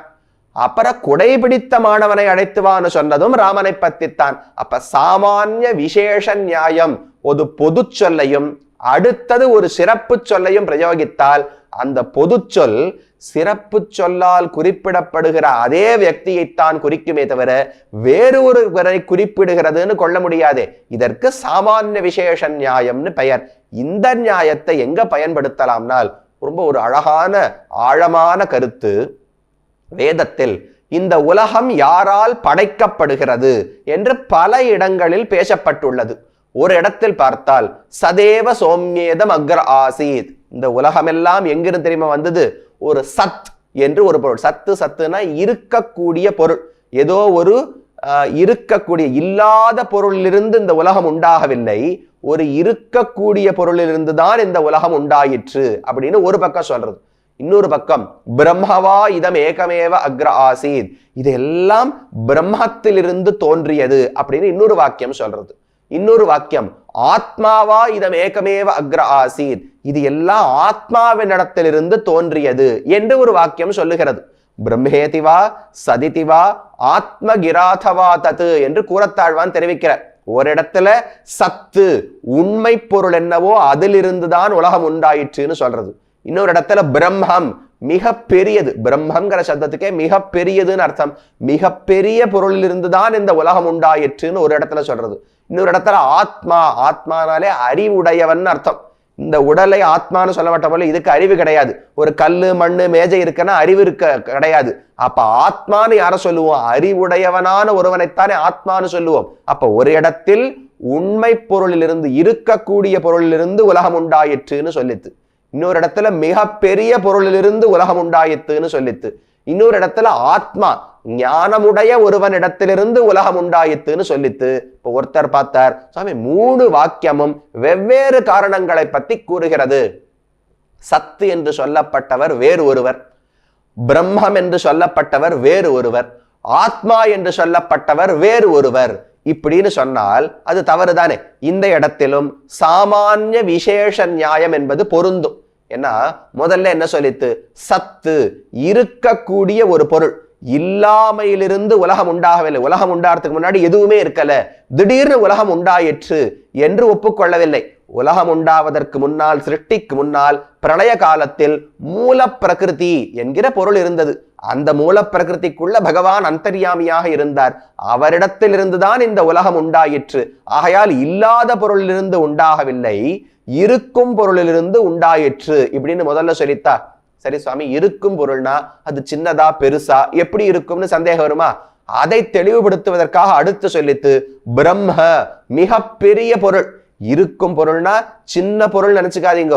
இருக்கும் பொருட்களுக்குள்ளேயே மிகப்பெரிய ஒரு பொருள் உள்ளது, அதிலிருந்துதான் உலகம் தோன்றியது என்று அடுத்து வேதம் சொன்னது. சரி சுவாமி, இருக்கக்கூடிய பொருள் அதுவும் சின்னது இல்ல பெருசுன்னு சொல்லிட்டேன், அது என்ன அறிவுடைய பொருளா அறிவற்ற பொருளா? அறிவுடையவர்னா பரமாத்மான்னு ஆகும்.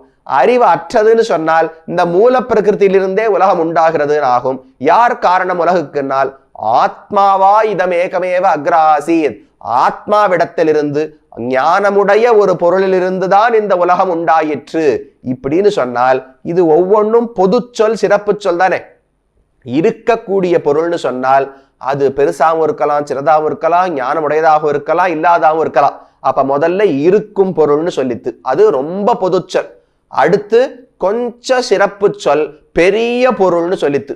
பெரிய பொருளுக்கு அறிவு இருக்கா அறிவு இல்லையாங்கிற சந்தேகம் இருக்குமே, அதனால இன்னும் கொஞ்சம் சிறப்பு சொல். இருக்கக்கூடிய பொருள் அதுவும் பெரிய பொருள், அதுவும் அறிவுடைய பொருள். ஆத்மாவா இதம் ஏகமேவ அக்ர ஆசீர். சரி, அப்ப சாமானிய விசேஷ நியாயம் பொது சொல். இருக்கும் பொருளிலிருந்து உலகம் உண்டாயித்துன்னு ஒரு இடத்துல சொல்லிட்டு, பெரிய பொருளிலிருந்து உலகம் உண்டாயித்துன்னு ஒரு இடத்துல சொல்லி, ஆத்மா ஞானமுடையவனிடத்திலிருந்து உலகம் உண்டாயித்துன்னு ஒரு இடத்துல சொன்னால் அப்ப இது வேறு அது வேறு இது வேறுன்னு அர்த்தம். எது பெரிய, எது இருக்கும் பொருளோ அவற்றுக்குள் எது பெரியதோ, அவற்றுக்குள் எது ஞானமுடையதோ அதிலிருந்துதான் பகவான் பிறந்தான் வச்சுக்கிறோமா? அப்ப அந்த மாணவனை அழைத்து வா, அந்த மாணவன் சொன்னால் குடை பிடித்திருக்கும் மாணவனை அழைத்து வா என்று சிறப்பித்து கூறினேனே. அதே போல இருக்கும் பொருள் அவற்றுக்குள்ளே சின்ன பொருள் கிடையாது, பெரிய பொருள், அதிலும் அறிவற்ற பொருள் கிடையாது, அறிவுள்ள பொருள் பரமாத்மா என்று தெரிவித்தது. சரி சுவாமி, அதுவும் யாரு? என்ன பிரம்மாவா, இந்திரனா, குபேரனா, நாராயணனா? யார் காரணம்னால் அதுக்கு இன்னொரு வாக்கியம், ஏகோஹவை நாராயண ஆசீத் ந பிரம்மா நேஷானஹா நேமேத்யாவா பிருத்திவி. அன்றைக்கு ஒன்றும் தேவும் உலகும் உயிரும் மத்தும் யாதுமில்லாவன்னு நான்முகன் தன்னோடு தேவர் உலகோடு உயிர் படைத்தான்.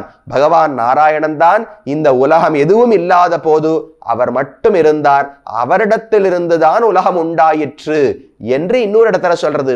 அப்ப சத்து இருக்கக்கூடிய பொருள்னு சொன்னதும், பிரம்மம் மிக பெரிய பொருள்னு சொன்னதும், ஆத்மா அறிவுடைய பொருள்னு சொன்னதும் கடைசியில யாரை குறிக்கிறது? நாராயணனிடத்தில் வந்து பரிவசானம் அடைகிறது, முடிவடைகிறது. சத்துன்னு சொன்னது வேற, பிரம்மம்னு சொன்னது வேற, ஆத்மான்னு சொன்னவர் வேற, நாராயணன் சொன்னவர்னு வேறன்னு சொல்ல முடியுமா? சாமானிய விசேஷ நியாயத்தின்படி பார்த்தால் பொது சொற்கள் அடுத்தடுத்த சிறப்பு சொல்லின் அர்த்தத்தை தானே குறிப்பிட வேண்டும். பொது சொல் வேற ஒன்றை குறித்தது, சிறப்பு சொற்கள் வேறு ஒன்றை குறிப்பிடுகின்றன சொல்ல முடியாது. அப்ப இந்த எல்லா சொற்களும் நாராயணனைத்தான் கூறுகின்றன. அப்ப ஜெகத் காரணம், உலகத்தை எல்லாம் படைத்து அழித்து காப்பவர் யார் என்றால் ஸ்ரீமன் நாராயணன் என்று இந்த நியாயத்தை கொண்டு சாமானிய விசேஷ நியாயத்தை கொண்டு நாம் முடிவெடுக்கலாம் என்று அந்த இடத்தில் இந்த நியாயம் பயன்படுத்தப்பட்டது. அடுத்து ரொம்ப ஒரு வேடிக்கையான நியாயம், பிக்ஷு பாத பிரசாரண நியாயா என்று தெரிவிக்க. ஒரு பிக்ஷு பிச்சை எடுப்பதற்காக வந்தார். அவருக்கு உண்மையில அன்னைக்கு வேண்டிய சாப்பாடை மட்டும் பிச்சை எடுக்கணும்னு எண்ணம் கிடையாது. கொஞ்சம் ஒரு பெரிய தனிகர், நிறைய செல்வமுடைய ஒரு பணக்காரர் இருந்தார். இவர்கிட்ட எப்படியாவது நமக்கு இந்த வாழ்க்கைக்கு வேண்டிய அளவுக்கு பணங்காசை தீட்டி விட வேண்டும், நிறைய அவரிடத்திலிருந்து கறந்து விட வேண்டும் என்று அந்த பிக்ஷுவுக்கு ஆசை இருந்தது. நேர போய் சுவாமி எனக்கு ஒரு 10 லட்சம் ரூபாய் கொடுக்கணும் அப்படின்னு சொன்னால் கிடையாது போன அந்த எஜமானன் மறுத்து விடுவார், தனிகர் மறுத்து விடுவார். அதனால இவர் என்ன பண்ணார், பிக்ஷு பாத பிரசாரணம் என்ன பண்ணுவாரா, முதல்ல போயிட்டு எனக்கு இன்னைக்கு சாப்பிட்றதுக்கு வேணும், கொஞ்சம் அன்னம் கொடுக்குறீங்களான்னு கேட்பாராம். சரி அண்ணன் தானே கேட்கிறாருன்னு ஒப்புக்கொண்டு அந்த தனிகன் கொடுப்பாரோ இல்லையோ, அடுத்த நாள் போய் இந்த அன்னம் சரி இன்னும் கொஞ்சம் வேணும் அப்படின்னு கேட்பார். சரின்னு அதையும் கொடுப்பார். இப்படி வளர்த்து வளர்த்து வளர்த்து தான் ஆசைப்படுவது என்பது மிக உயர்ந்த அதிகமான ஒரு விஷயம்.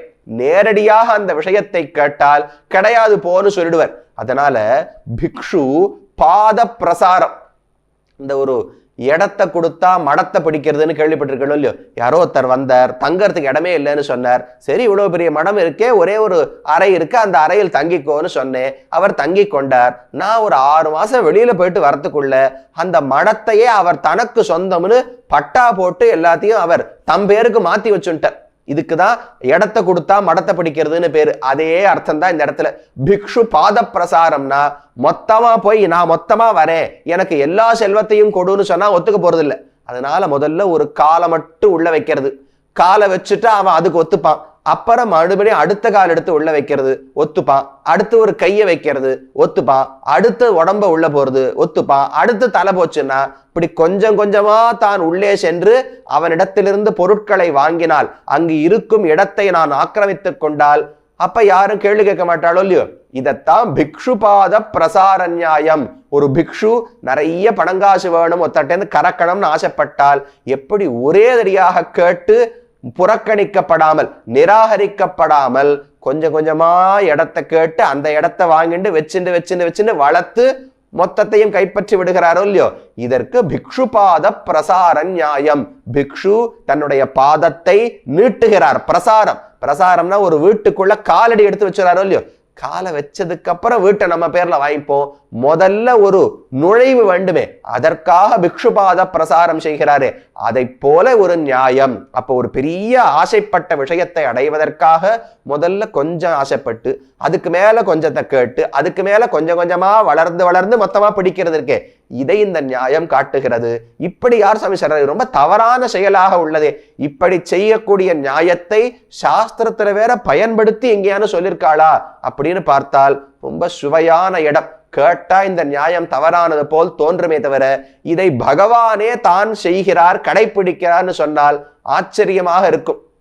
அவர் என்ன சுவாமி, எல்லாமே அவருக்கு தானே சொத்து. அவர் ஒரு இடத்துல முதல்ல காலை மட்டும் நுழைய விட்டு அப்புறம் கொஞ்சம் கொஞ்சமா அந்த பொருளை தன்னோடதாக ஆக்கி கொள்வதற்கு என்ன தேவையினால் தேவை இருக்கு. மற்ற உலகத்துல எந்த பொருளாக இருந்தாலும் அவர் மொத்தமா என்னுடையதுன்னு சொல்லி எடுத்துக்கொண்டு போய் விடலாம். ஆனா ஒருத்தர் மட்டும் அதை ஒத்துக்க மாட்டா. யாருன்னா நாம தான். ஜீவாத்மா யாரிடத்திலாவதும் அவர் வந்து நீ எனக்கு சொத்து, உன் மனசு முழுக்க என்னிடத்தில் கொடுத்து விடு, நீ என்னை மட்டும்தான் நினைக்க வேண்டும்னு சொன்னால் ஒரு நாளும் நம்ம ஒத்துக்க போறது கிடையாது. அதனால ஆழ்வாரிடத்துல, நம்ம கிட்ட இல்ல, ஆழ்வார் இதை ஒரு பாசுரத்தில் பாடுகிறார். செஞ்சொற் கவிகாள் உயிர்கா தாட்சைமின் திருமாலிரும் சோலை வஞ்சக்கள்வன் மாமாயன் மாயக்கவியாய் வந்து என் நெஞ்சு உயிரும் உள்கலந்து நின்னார் அறியாவண்ணம் என் நெஞ்சு உயிரும் அவையுண்டு தானேயாகி நிறைந்தானே என்று பாடுகிறார். பகவான் என்ன பண்ணார், ஆழ்வாரிடத்தில் வந்து ஆழ்வீர் ரொம்ப மனசுல ரொம்ப விசாலமான மனசு, ரொம்ப பெரிய மனசு உமக்கு, அந்த மனதில் ஒரு சின்ன இடம் எனக்கு வேண்டும். எதற்காகனால் என்னை பத்தி ஒரு 10 பாசுரம் நீர் பாட வேண்டும். உம மனசு முழுக்கலாம் நான் கேட்கல, நீர் இன்னும் என்னென்ன ஆசைகளோ என்னென்ன விருப்பங்களோ என்னென்ன வைத்துக் கொள்ள வேண்டுமோ சிந்தனைகளை மனதில் வைத்துக் கொள்ளலாம். எனக்குன்னு ஒரு சின்ன இடம் கொடுத்தால் அதில் நான் அமர்ந்து கொண்டு என்னை பற்றின ஒரு 10 பாசுரங்களை உம்மை கொண்டு பாடிக்கொள்ளுகிறேன் என்று பகவான் உள்ள வந்தாராம். வஞ்ச கள்வன் மாமாயன் மாயக்கவியாய் வந்து மெதுவா உள்ள வந்தார். கொஞ்சூண்டு இடம் வேணும்னு கேட்டுண்டு வந்தார். வந்த உடனே சும்மா இருந்தாரான்னு பார்த்தால் மாயக்கவியாய் வந்து என் நெஞ்சும் உயிரும் அவை உண்டு, என்னுடைய நெஞ்சு முழுவதையும் அவரே எடுத்துக்கொண்டு விட்டார். நான் முதல்ல கொஞ்சம்தான் இடம் கொடுத்தேன். அந்த கொஞ்ச இடத்துல சுத்தி இருக்கிற அறையிலெல்லாம் இருக்கிறவாளை ஒன்னொன்னா வெளியில அனுப்ப ஆரம்பிச்சார். நம்முடைய மனதில் பகவான் ஒரு மூலையில் வந்து விட்டால் மற்ற தீய எண்ணங்கள் அங்கு நிற்கவே முடியாது. ஒரு ரொம்ப நல்ல எண்ணம், ஒரு பெரிய வெளிச்சம் ஒரு இடத்துல இருக்குன்னா அங்க எங்கேயானு இருட்டு இருக்க முடியுமா? அப்ப பகவான் ஒருவருடைய மனதில் ஒரு மூலையில் வந்து விட்டால் கூட தானாக தீய எண்ணங்கள் எல்லாம் விலகத் தொடங்க விடும். விலக விலக அந்த இடங்கள்லாம் காலியாறதோ இல்லையோ, அதையும் சேர்த்து பகவான் தான் ஆக்கிரமித்துக் கொண்டு விடுவார். மாயக்கவியாய் வந்து என் நெஞ்சும் உயிரும் உள்கலந்து நின்னார் அறியா வண்ணம் என் நெஞ்சும் உயிரும் அவை உண்டு தானேயாகி நிறைந்தானே. என்னுடைய உயிர், என்னுடைய மனசு, என்னுடைய உடல் அனைத்தையும் அவர் எடுத்து கொண்டு விட்டார். என்னை முழுவதுமாக உண்டு தான் அனுபவித்து தானேயாகி நிறைந்தான். ஆழ்வார் திருமேனி முழுக்க, ஆழ்வார் மனசு முழுக்க, ஆழ்வார் ஆத்மா முழுக்க, நெஞ்சு முழுக்க பகவான் தான் இருக்கிறான் என்று சொல்லும்படிக்கு எனக்குள்ள ஒரு சாக்கு சொல்லிக்கொண்டு என்னை வஞ்சிப்பதற்காக மனசுல சின்ன இடம் வேண்டும்னு கேட்டுக்கொண்டுதான் வந்தார். பிக்ஷுபாத பிரசாரண நியாயத்தாலே அந்த கொஞ்ச இடம் கொடுத்ததை கொஞ்சம் கொஞ்சம் கொஞ்சமா வளர்த்து என் மனது முழுவதும் அவரேயாக ஆகிவிட்டார் என்று ஆழ்வார் தெரிவிக்கிறார். அதனால மற்ற ஆழ்வார்களை பார்த்து ஜாகிரதப்படுத்துறார். பகவானிடத்தில் ஜாகிரதையோடு அணுகுங்கள். உங்களிடத்தில் மனதில் ஒரு சின்ன இடம் கொடுத்தீர்கள் என்றால் மொத்தத்தையும் அவர் தன்வசப்படுத்தி கொண்டு விடுகிறார் என்று ஆழ்வார் இந்த பாசுரத்தாலே தெரிவிக்கிறார். அது பிக்ஷு பாத பிரசார நியாயம். அடுத்தது நஷ்டாஸ்வ தக்த ரத நியாயம். இதை மட்டும் சொல்லி முடித்து விடுகிறேன். ரொம்ப முக்கியமான நியாயம், நமக்கு மிகவும் தேவைப்படக்கூடிய விஷயம். என்ன அர்த்தம்? தக்த ரத நஷ்ட அஸ்வன் நியாயம். ரெண்டு வியாபாரிகள், ஆளாளுக்கு ஒரு தேர், ஒரு குதிரை வண்டி இருந்தது. இந்த வியாபாரி ஒரு குதிரை வண்டியில் ஏறி பிரயாணம் பண்ணி ஒரு கிராமத்துக்கு வந்தார். இன்னொரு வியாபாரி தன்னுடைய குதிரை வண்டியில் அதே இடத்துக்கு வந்து தங்கி இருந்தார். திடீர்னு அந்த இடத்துல தீ பற்றி கொண்டது. குதிரையும் காப்பாற்றணும். குதிரை ஒரு இடத்துல கட்டப்பட்டிருக்கு, தேர் ஒரு இடத்தில் வைக்கப்பட்டுள்ளது. ரெண்டு பேருக்கு ஒரு குதிரை ஒரு தேர் இருக்கு. அப்ப ரெண்டு குதிரையும் காப்பாற்றப்பட வேண்டும், ரெண்டு தேரும் காப்பாற்றப்பட வேண்டும். அவ்வளவுக்கு சமயம் இருக்கல. ஒருவர் பார்த்தா ஐயோ என் தேர் ரொம்ப முக்கியம், அதனால தேரை முதலில் காப்பாற்றலாம் என்று தேரை காப்பதற்காக போனார். குதிரை அந்த என்ன தீயோ அந்த தீக்கு பார்த்து பயந்து ஓடிவிட்டது. அப்ப ஒருவரிடத்தில் தேர் உள்ளது, காப்பாற்றப்பட்டது, குதிரையை காணும். இன்னொருத்தர் என்ன பண்ணார், ஐயோ தேர் போனா போறது, குதிரை தான் எனக்கு முக்கியம் அப்படின்னு குதிரையை சென்று தான் ரட்சித்து வைத்து விட்டார். ஆனால் தேர் எழிந்து போய்விட்டது. அப்ப ஒருத்தர் நஷ்ட அஸ்வஹா, அவருடைய குதிரையை பறி கொடுத்துட்டார். குதிரை ஓடி போயிடுத்து, அவர்கிட்ட குதிரை இல்லை, ஆனா தேர் இருக்கு. இன்னொருத்தர் தக்த ரதஹா, தேர் எரிஞ்சு போயிடுத்து, ஆனா குதிரையை மட்டும் வச்சுட்டு இருக்கார். இவர்கள் ரெண்டு பேரும் பிரயாணம் பண்ணணும். என்ன பண்றதுன்னு பார்த்தா, எங்கிட்ட தேர் இருக்கு குதிரை இல்ல, உங்ககிட்ட குதிரை இருக்கு தேர் இல்ல, அப்ப ரெண்டு பேரும் சேர்த்துருவோம். என்னுடைய குதிரையில் என்னுடைய தேரில் உன்னுடைய குதிரையை பூட்டி ரெண்டு பேருமாக அதில் ஏறி அமர்ந்து கொண்டு இருவருமாக நம்முடைய இலக்கை நோக்கி செல்லலாம் என்று பிரயாணிப்பார்களே. இதுக்கு நஷ்டாஸ்வ தக்த ரத நியாயம் என்று பெயர். அதாவது இருவர் இருக்கிறார்கள், இவருக்கும் ஒன்னு இருக்கு, இன்னொன்று எதிர்பார்ப்பு இருக்கு. அவருக்கும் அதே போல எதிர்மறையில் ஒரு எதிர்பார்ப்பு உள்ளது.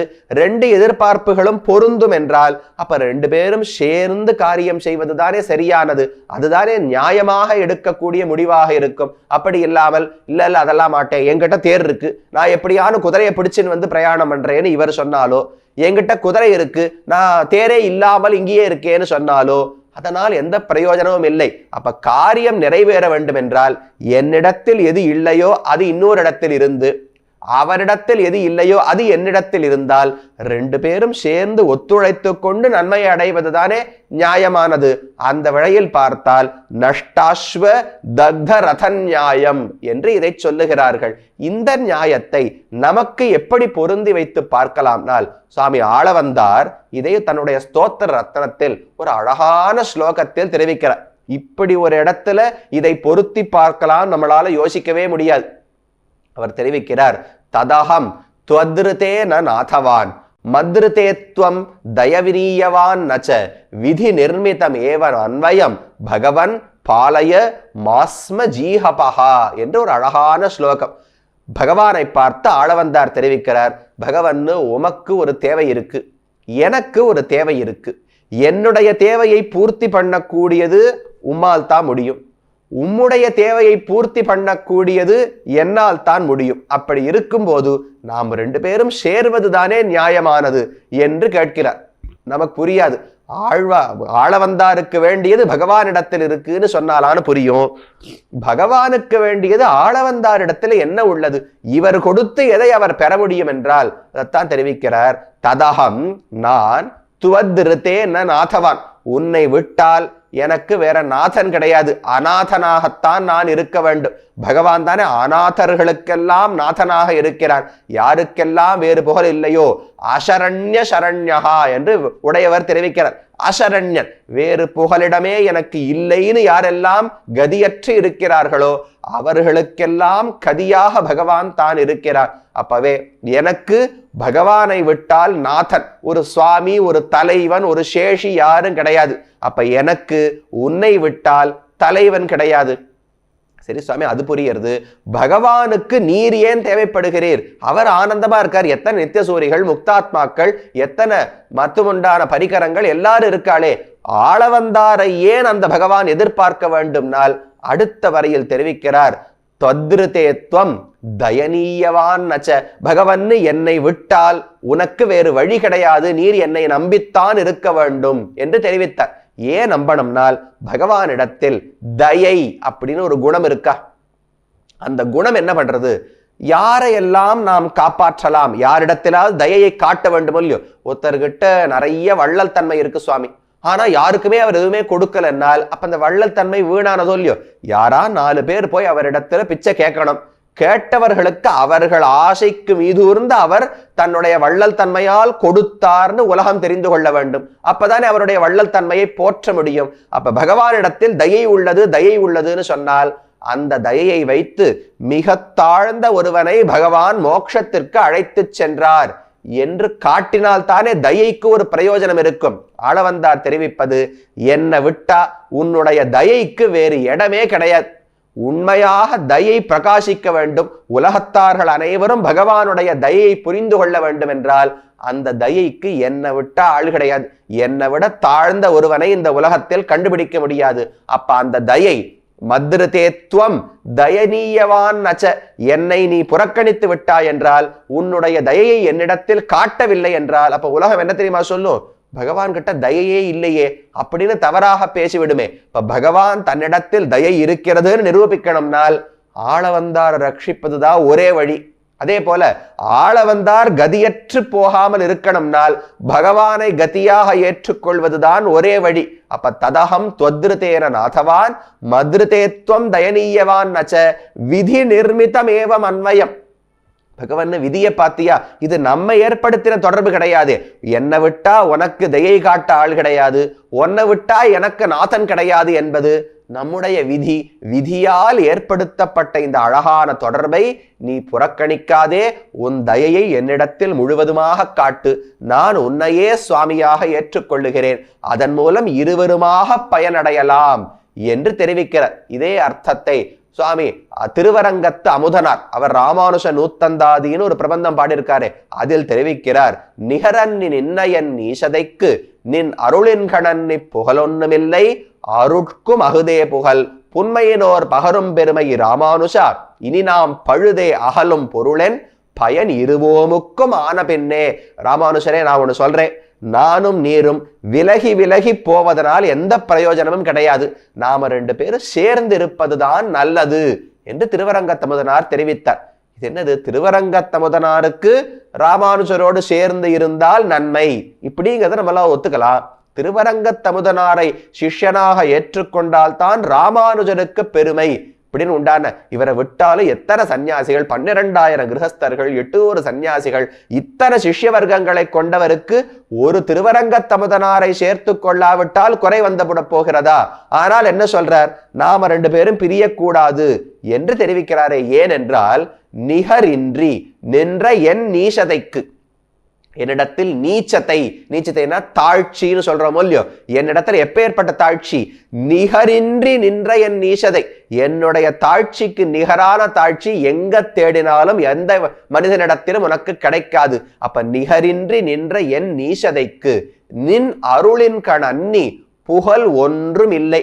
உன்னுடைய கருணை, உன்னுடைய அருள், உன்னுடைய கடாட்சத்தை தவிர இப்பேற்பட்ட தாழ்ந்தவனான எனக்கு வேறு புகழே கிடையாது. சரி, அப்ப எனக்கு உம்மை விட்டா ஆள் கிடையாது, புரிந்து விட்டது. ராமானுஜருக்கு நான் ஏன் வேண்டும் என்றால் அருட்கும் அகுதே புகழ். இப்பேற்பட்ட அருள் என்கிட்ட இருக்குன்னு எப்படி காட்டுவது? திருவரங்கத்தமுதனாரை திருத்தி அவரையும் ராமானுஜ சம்பந்தி ஆக்கி முமுட்சுவாக ஆக்கினால்தான் ராமானுடைய அருள் இப்படிப்பட்டதுன்னு உலகத்தாருக்கு அறிவிக்க முடியும். அப்ப எனக்கு அருளை விட்டால் புகழ் கிடையாது, அருளுக்கு என்னை விட்டால் புகழ் கிடையாது. நிகரின்றி நின்ன என் ஈசதைக்கு நின் அருளின் கணன்னி புகழ் ஒன்றும் இல்லை. அருட்கும் அகுதே புகழ். உன்னுடைய அருளுக்கும் நான் ஒருவன் தான் புகழாக இருக்கிறேன். என்னுடைய நைச்சியம், என்னுடைய நீச்சத்தை தான் உன் அருளுக்கும் இலக்காக இருக்க வேண்டும். புன்மையினோர் பகரும் பெருமை ராமானுஷா. இனி நாம் பழுதே அகலும் பொருள் என். இனிமே வீணாக நாம் விலகி விலகி சென்று ஒரு பொருளும் கிடையாது. பயன் இருவோமுக்கும் ஆன பின்னே நாம் சேர்ந்தால் எனக்கு மட்டும் பயன் அல்ல, உமக்கு மட்டும் பயன் அல்ல, இருவோமுக்கும் பயன், ரெண்டு பேருக்கும் பயன்படுகிறது. என்னுடைய ஆசையும் உம்மால் நிறைவேறுகிறது, உம்முடைய ஆசையும் எம்மால் நிறைவேறுகிறது என்றால் இனி நாம் சேர்ந்து இருப்பதுதான் நியாயமானது என்று திருவரங்கத்தமுதனார் தெரிவிக்கிறார். இதே போல சுவாமி ஆளவந்தார் பகவானிடத்தில் தெரிவிக்கிறார். அப்ப இத்தர நியாயங்களில் இது ரொம்ப முக்கியமான நியாயம். நமக்கு கர்மயோகம், ஞான யோகம், பக்தி யோகம் எதுவும் கிடையாது. இது எதுவும் இல்லாத போதும் பகவானை அடையணுங்கிற ஆசை இருக்கும் போது நமக்கு ஒரே புகழ் பகவானுடைய கருணை, நிருஹேதுக கிருபா கடாட்சம் தான். பகவானுடைய நிருஹேதுக கிருபை நிஜமாகவே உயர்ந்ததுன்னு எப்ப காட்டிக்கொள்ள முடியும்னால், ஒரு பிரஹ்லாதனை ரட்சித்ததுக்காக தான் பெரியவன் பகவான் காட்டிக்க முடியாது. அப்பேற்பட்ட பக்தனான கஜேந்திரனை காப்பாற்றினால் கூட காட்டிக்கொள்ள முடியாது. ஒரு விபீஷணனை ஏற்றுக்கொண்டதற்காக பகவான் உயர்ந்தவன் ஒப்புக்கொள்ள முடியாது. நம்மை போன்ற தாழ்ந்தவர்களையும் அவன் இறங்கி வந்து காத்தால் தானே பகவானுக்கு ஏற்றம் நிலைத்து நிற்கும். அப்ப பகவானுக்கும் நாம் தேவைப்படுகிறோம், நமக்கும் பகவான் தேவைப்படுகிறான். நான் உன்னை அன்றி இலேன் கண்டாய் நாரணனே, நீ என்னையன்றி இலை என்று ஆழ்வாரும் தெரிவிக்கிறார். அப்போ ஒருவருக்கொருவர் இந்த நஷ்டாஸ்வ தக்த ரத நியாயத்தாலே, ஒருவனுக்கு குதிரை போச்சு தேர் இருக்கு, ஒருத்தனுக்கு தேர் போச்சு குதிரை இருக்கு, ரெண்டு பேரும் குதிரையும் தேரையும் சேர்த்து போட்டிக் கொண்டு பிரயாணிப்பது தானே நியாயமான முடிவு. அதே போல பகவானும் தன்னுடைய நிருஹேதுக கிருபையாலே நம்மை நினைக்க வேண்டும், உஜ்ஜீவனம் அடைய செய்ய வேண்டும். நாமும் அவனை விட்டால் புகழ் கிடையாது என்று புரிந்து கொண்டு அவன் திருவடியில் சரணாகதி செய்து கெட்டியாக பிடித்து கொள்ள வேண்டும். அந்த நஷ்டாஸ்வ தக்தரத நியாயத்தாலே நமக்கும் பெருமானுக்கும், நமக்கும் சுவாமி ராமானுஜருக்குமான விதியால் நிர்மாணம் செய்யப்பட்ட ஒரு அழகான சம்பந்தம். அதை இந்த நியாயத்தாலே நாம் புரிந்து கொள்ளலாம். ஆக இப்படி இன்னும் எத்தனையோ நியாயங்கள், ஸ்தூலாருந்ததி நியாயம்னு சொல்லப்படுகிறது. அதற்கு மேலே புத்திரலிப்சையா தேவம் பஜந்தியா பர்த்தாபி நஷ்டஹா என்று ஒரு நியாயம் சொல்லப்படுகிறது. எத்தனையோ நியாயங்கள். சமயம் வாய்ப்பு கிடைக்கும் போது நீங்களும் இதற்கு எத்தனையோ புத்தகங்கள், இப்படி பூர்வாச்சாரியர்களுடைய கிரந்தங்களை படித்து கொண்டு வந்தால், புராணங்கள், இதிகாசங்கள், உபனிஷத்துகளை படித்தால் இதை போன்ற எத்தனையோ நியாயங்களை பெரியவர்கள் எடுத்து கையாண்டு அந்த லௌகிக நியாயத்தையும் விளக்கி அதை எப்படி இந்த வைதிக விஷயத்தில் பொருத்தி பார்க்கலாம் என்றும் காட்டுகிறார்கள். சமயம் வாய்க்கும் போது, வாய்ப்பு கிடைக்கும் போது கண்டிப்பாக அனைவரும் அதை பார்த்து தெரிந்து கொள்ள வேண்டும் என்று பிரார்த்தித்துக் கொண்டு, அந்த ஒரு வழியில் ஆரம்ப முயற்சியாக இந்த 2 நாட்கள் இந்த உபன்யாசம் நடைபெற்றது. இதற்கு வந்து கலந்து கொண்டு கேட்ட உங்கள் அனைவருக்கும் பல்லாண்டு பாடிக்கொண்டு அடியேன் அமைகிறேன்.